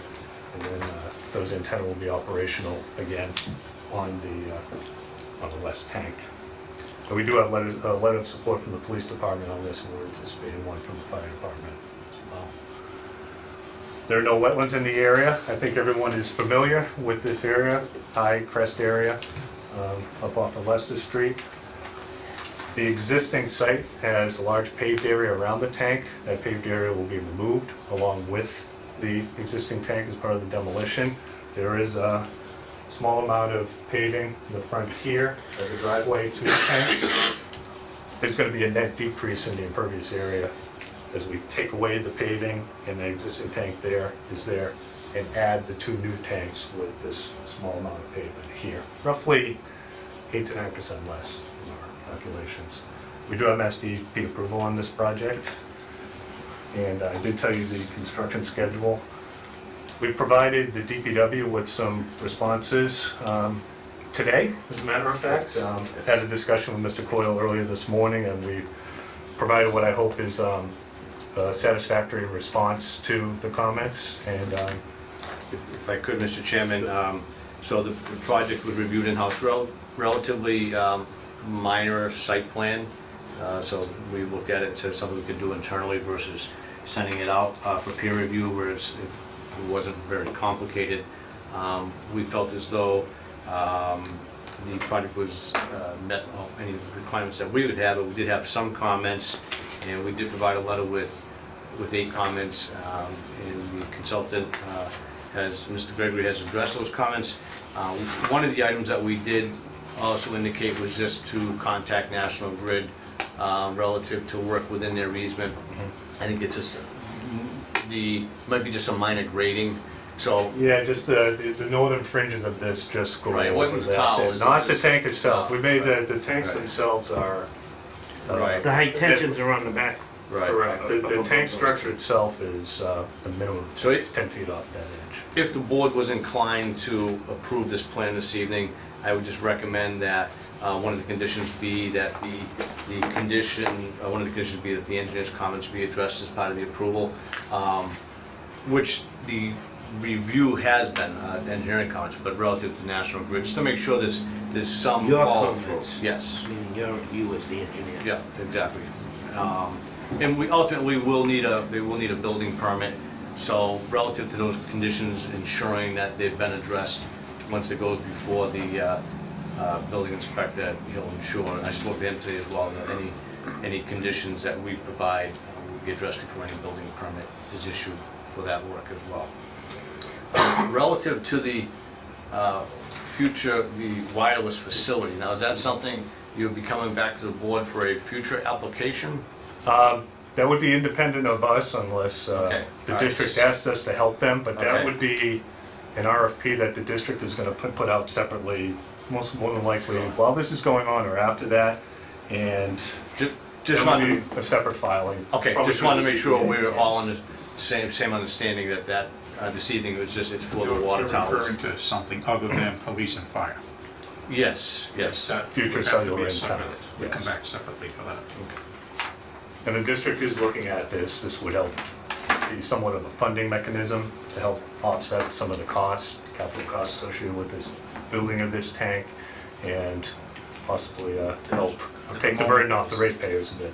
At the moment, there is nothing close to happening.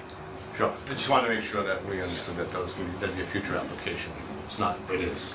That is the plan, yes. Yeah, that's all I had, Mr. Chairman. Scott? No comments. John? Just a quick question, what's the difference in height from the old tank to the new tanks? Approximately 5 feet. Just a Answer quick, my head question. yeah, a quick background on that. The district has operated this tank around the 50-foot level forever. I won't say forever, for a number of years.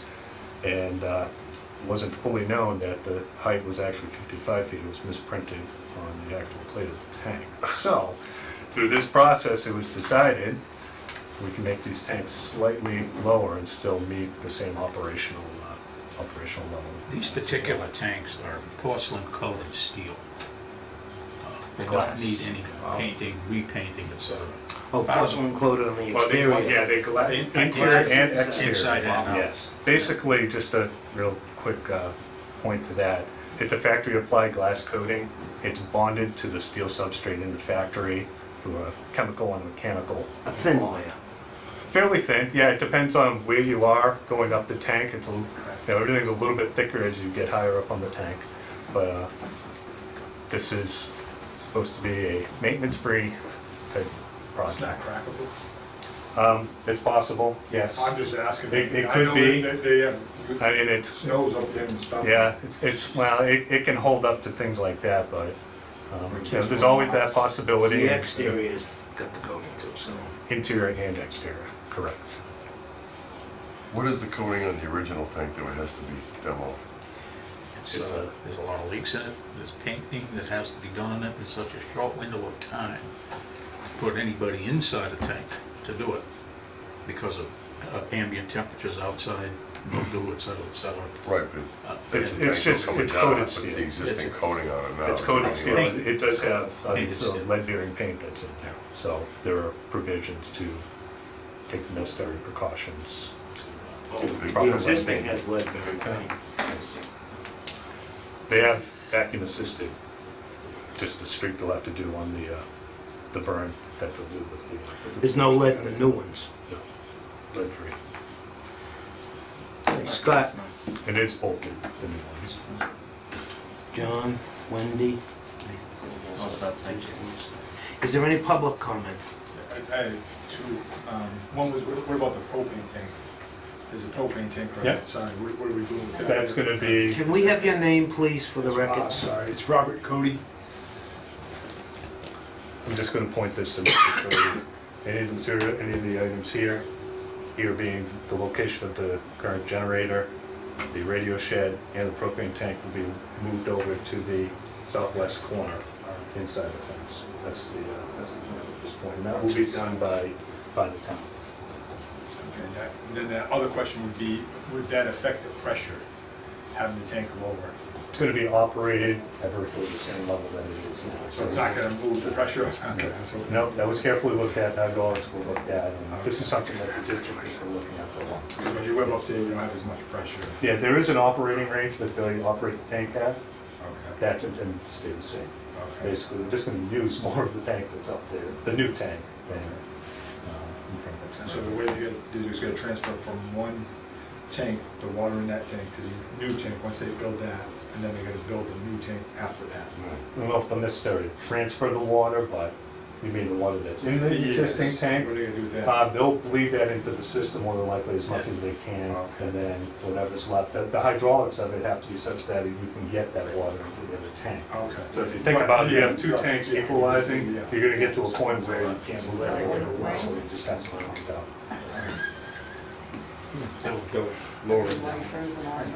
Joe Godek on Briarcliff Drive. During this process, what safety measures have we taken to protect the local families in the neighborhood? In case of any leakage or breakage or something?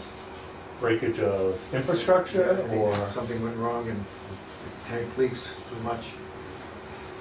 you talking about the new tanks leaking, Yeah, or? the old one or the new one?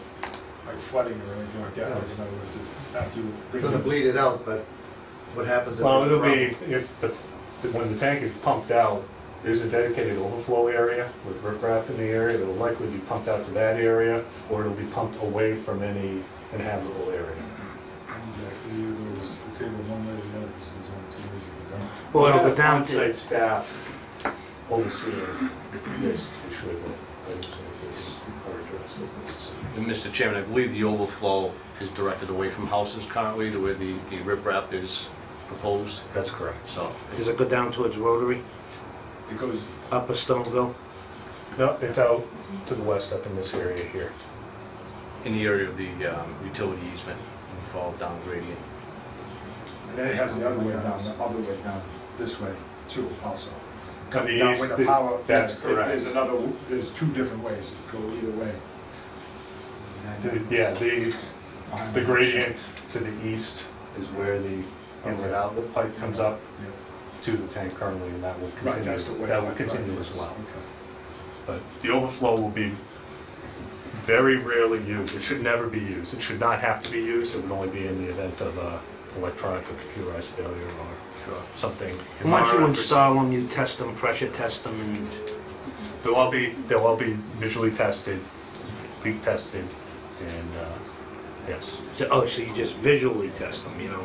Well, can't really pressure test the tank. We'll fill it to overflow, let it sit, and there'll be a visual inspection of that tank to confirm that there are no leaks. There's no pressure inside, applied pressure. Yeah, the pressure up in this tank is only about 25 psi. It's up at the top of the hill. It's the high point of the system. It's very, very low Well, pressure. but the tank's 25 psi. There isn't a better test than a water test. It's not leaking, it's not leaking. I have a couple questions. Yes, Michelle could you Horn. state your name, please? Michelle Horn. This is my backyard, so I have a couple questions. Sure, go right ahead. So the first question is, we were told we were actually attached to the old water tank. Mhm.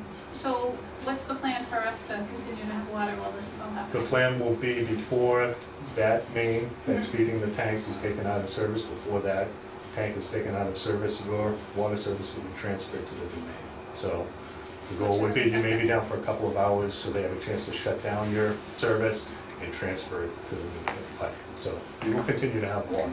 And there'll be fencing all the way around, because this is the new cut through from the new development Mhm. down to the lake. So there will be fencing. all There'll the be way around. permanent fencing. All the See way this around. yellow area here? Yes, there'll be a permanent chain link fence around the perimeter of the tank and a double gate in the front. And how do the tanks get up there? On the access. They'll come up the access driveway. That big tank? In pieces. It comes in pieces, small sections that are bolted together. Yes, the biggest vehicle you'll see go up there is a small crane that'll be needed to install them, but that tank is, yes, small. The small I tank. understand that, yeah. Brian Yes. Horn, it's my husband. So the access road coming up, Part of it is our driveway, first couple hundred. So you come off Leicester Street? We come Just directly so- off Leicester, past the castle, Mhm. and my driveway forks off to the right. With all the construction vehicles, what's that gonna do to the driveway, the road coming up? We'll monitor It's it. already kind of, Yeah, we'll monitor it and discuss with the district if there are any repairs or It's issues. damaged. I know the water department just paved some last year, 2 years ago, a section of it. Down the other that kind of- Yeah, and we wish that there was another access to it, but as you can see, that's pretty much all there is. But we will monitor it, we'll discuss it further with the board and with the superintendent if there's anything that needs to be addressed after the fact. Now, it shouldn't be continuous vehicles, but there'll be a time where it's concrete trucks need to come up there for pouring the foundation. Right. Delivering materials and for hauling the cutaway pieces of the tank, so it just vehicular traffic. But I think Ken Smith, the superintendent, has been Yeah, we talked discussing this with you, and we'll stay in communication with you. You know, when they were doing that development, trucks were coming up. Good to know. Free loans. Well, we'll take a look at that. 6% interest and, on we checking can discuss account? that with you ahead of construction. I'll talk to you. And that, it's a big water, the water line, that's all staying there. There's an 8-inch water line that goes down your driveway. That'll be Right. connected to the new piping up at the tank just outside of the fence. Okay. With respect to your driveway, we'll condition the permit that Joe, you guys take pictures and document it, and that we'll want the town engineer, Mr. Coyle, to review it also, so that he'll look at it, and then we'll look at it, and we'll trust that you do the right thing. Of course. Of course. We don't want any phone calls. Now, how about, like nighttime surveillance, is there any lighting, anything like that that we put up, or is it?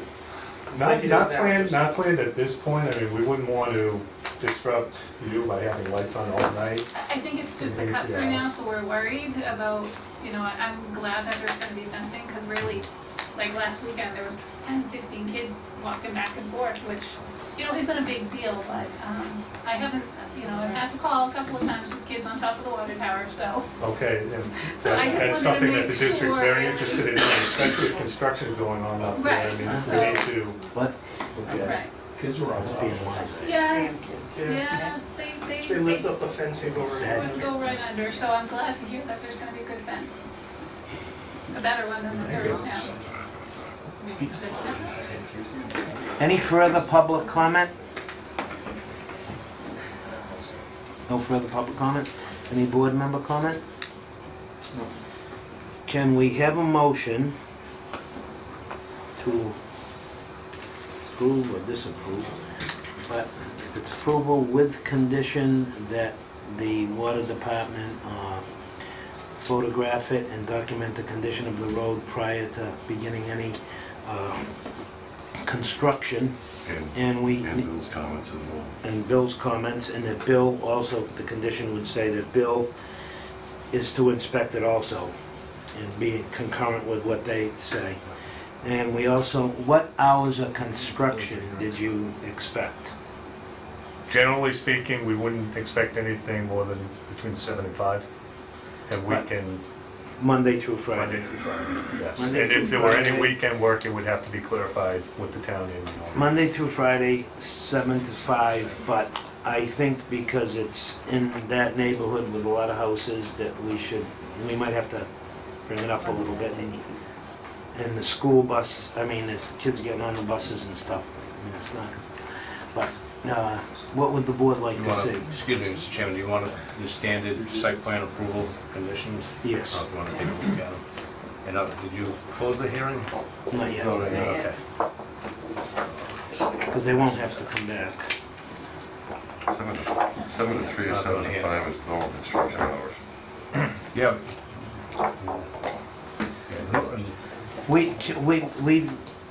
How would the board be with 8 to 4?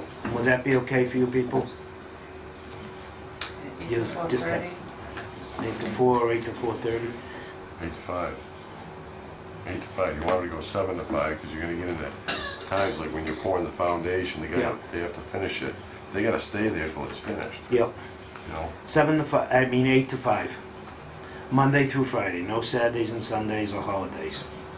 So no Another Saturday. question pertaining to construction. I know there's a lot of ledge up there. If there's any blasting or anything like that, would you be notified? Well, you'll be notified. We did some subsurface exploration and we found mostly really hard till up there. And I mentioned. Should be all clay. One of the tanks, there's concrete foundation in there. They'll likely have to hydro hammer that to get that out of there. But we will definitely stay in contact with you, both us and the district, Yeah, to they were- keep you apprised of what's going on. To say the next couple of days, it's going to be pretty loud. Please bear with us. We just don't have a choice. That's. And they'd have to get, No, that's great. and they'd have to get permitting for anything that was excessive or. 44 Briarcliff. Okay. And he's at 40. I'm sorry, Mr. Chairman. You'd have to get permitting for any dynamiting or That's blasting or correct. anything you were gonna be doing like We that. don't foresee any blasting. Soil conditions came back I think it's all clay. The whole fine. hill was clay. It's till, there were a couple of boulders, but again, we made. Through the chair, I know the adjacent property with the subdivision had over 30% passing the 200 sieve, and that's just down gradient from where you're working, so it's a very high silt clay content in the soil. Make a motion to close the hearing. We have a motion to close the hearing. Make that motion. Is there a second? I'll second. All those in favor? Aye. It is a vote. And so the only condition will be the hours, Mr. Chairman, will be 8 to 5, no Saturdays. 8 to 5, no Saturdays or Okay. Sundays or Or Sundays or holidays. holidays, right? Okay. And approvals based Approval on, by all conditions from state agency of the town boards. All these Bylaws, conditions, all the conditions that are on site plan approval, Okay. okay? Okay. With the hours being modified to. Did you have a motion to No, approve? we didn't do that yet. So is there anything else? I'll make a motion to approve the acceptance of the plan based on the site approval plan conditions. And the conditions of them photographing and documenting what the road is, and then also Bill being in the same order with them. In addressing engineering comments. And you- Thank you. Do I have a second for that motion? Second. Go yet. All those in favor? Aye. I'm sure it's a spec. There's a Thank vote. you, Howard, anyway. Good luck. Thank you. Very good. Thank you very much. Thank you, Elena. John, thank you. Appreciate you getting those over to me. I appreciate your input. All right, talk to you soon. Take care. Thank you very much. Thanks, Joe. Say goodnight. Back in Matt's. No. Are we done again? Okay. Bryn Mawr Estates subdivision update. Bond reduction No. request, street lighting and landscape plan review. Mr. Chairman, if I could, First will be the bond reduction request. the project, several months ago, back, I think, just after the winter, there was a request to reduce the bond, and I think just after that, shortly after that, we, upon reviewing the project, discovered that the drainage manholes had been buried. So since that information was passed along to Gallo, we have not heard back from them relative to requesting a bond reduction, and my feeling is now, not knowing the exact situation until they are all uncovered.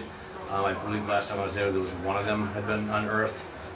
So at this point, we wouldn't recommend any bond reduction, and I suspect that they realize that because we haven't heard from them. I do know they are actively working on the subdivision, and our hopes are that, again, as I've mentioned before, that they complete constructing all of these houses.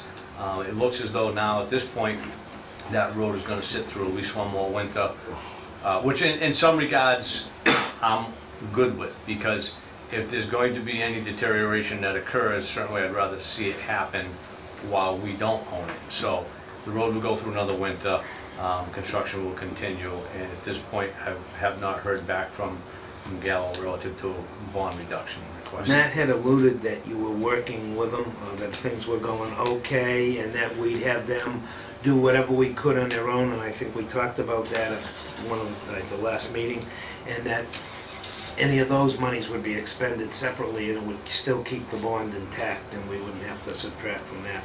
We'd have all of that to do Right. whatever they I believe did. there's still over $400,000 in the bond. In terms of them working with us, the cooperation's probably been more with the site construction of the houses. We've had some concerns with sediment and erosion during some significant rain events.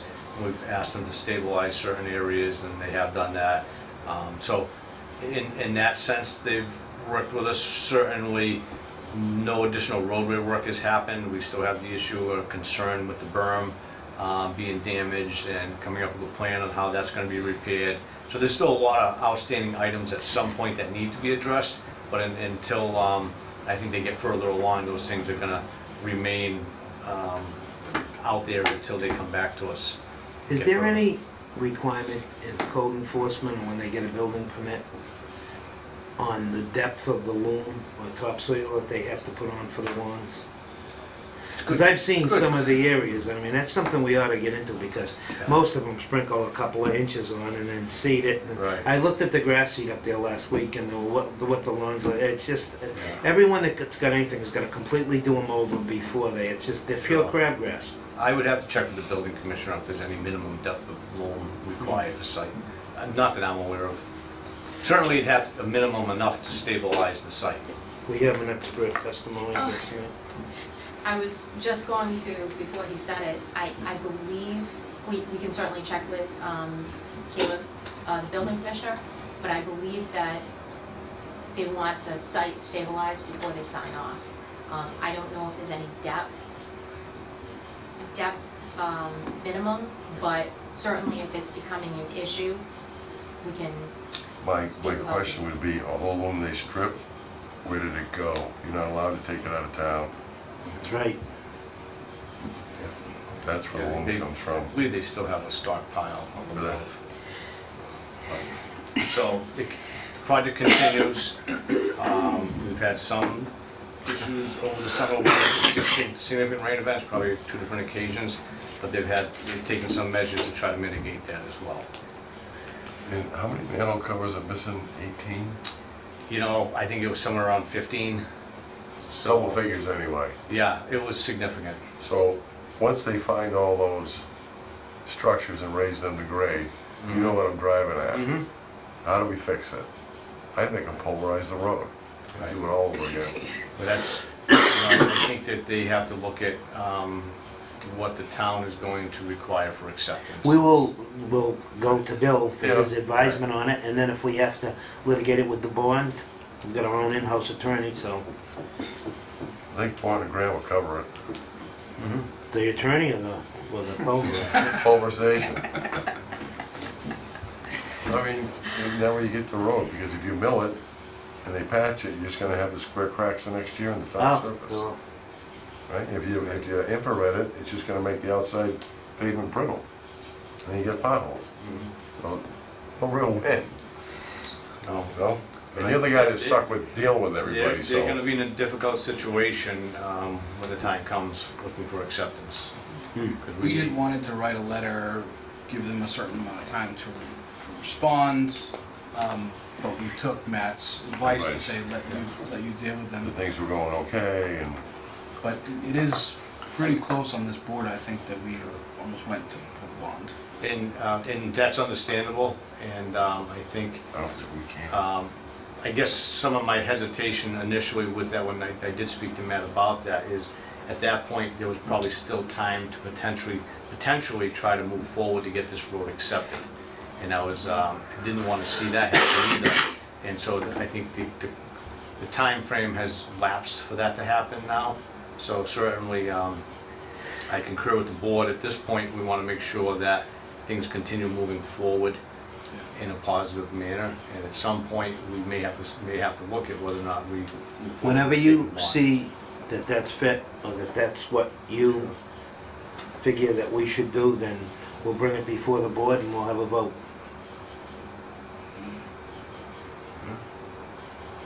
I will say I'm a little relieved that they didn't try to say we want this accepted in fall town meeting, because I think that would have been a battle.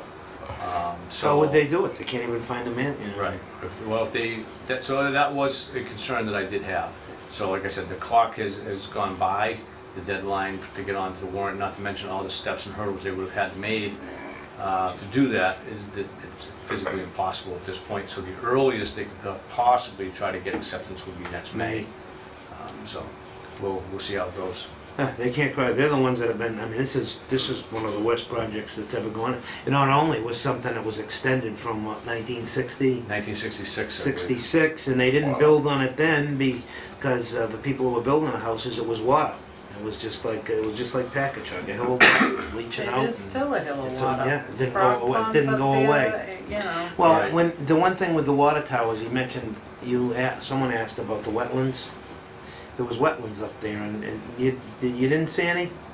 Because Up when at the we were top? up there and we Yeah. had kids as a camp, there was a brook that almost came right out of the ground. It ran a stream going down to the swamp. It may have been diverted over time, because I don't recall seeing a brook. Well, it came up and it would run and go down Bryn Mawr and out into the swamp. The groundwater is incredible up there, so that wouldn't surprise me. It's amazing, growing on top of a hill.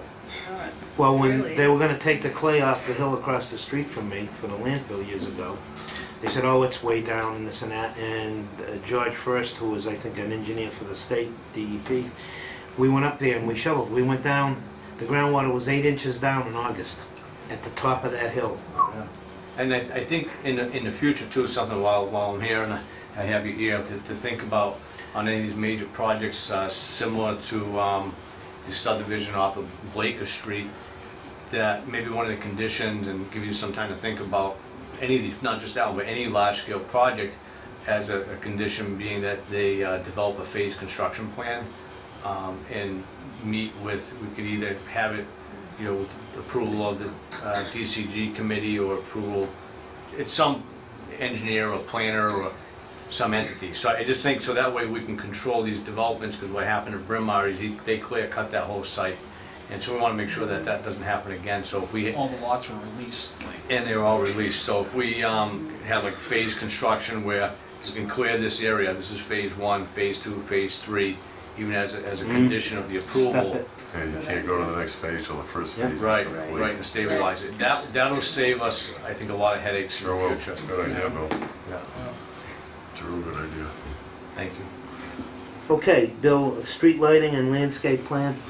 There's been, there hasn't really been any movement on that right now, and again, that's something that the town is looking into the feasibility of moving towards LED lighting, so this could all happen concurrently. So if that were to happen, because right now I don't think we can necessarily require that. So this is, again, going to move concurrently with that as well, so I don't see that happening. And the before winter. landscaping, then that we I don't want see to that. doing it now anyways. Probably not unless they before, got it yeah. next. Next year. Right. Yeah, and we can review that because I'm sure we got it. Shoestring budget. Okay, number 2, associate member vacancy. Nothing. Additional content. Sorry, through the chair, I have one thing for additional content. As you know, I sent the email for the Chapter 40B comprehensive permit for the 2 schools. Unfortunately, couldn't get on this agenda. We got a note from the state. It allows certain boards and town administration to give feedback comments if they'd like. It's not necessary, it's just if you want to review and provide comments. They're due by the 27th at noon, so you could put it on the next agenda. If you review it, they're pretty thick, but if you do see anything that stands out and want to make some comments, next meeting you just give them. That's the one you gave me tonight, Shannon? No, it was in an email on the. Oh, okay. It was sent probably on Tuesday, September 8th. So they're in the email. I can also have them printed and hopefully maybe sent by the mail. I can do that. I'll do mail. I'll mail them. Yeah. And also, I'm sorry, Mr. Chairman, also a reminder, the Volunteer Appreciation Day, which is going to be held next Monday, September 18th in the Board of Selectmen's room from 6 to 8 p.m., which will recognize recent board departures, retirements, and those who have had 10 years of service or longer in increments of 5 years for the purpose of, for the purpose of ordering, disregard that part. But anyhow, this is September 18th. Encourage anyone who's watching to attend.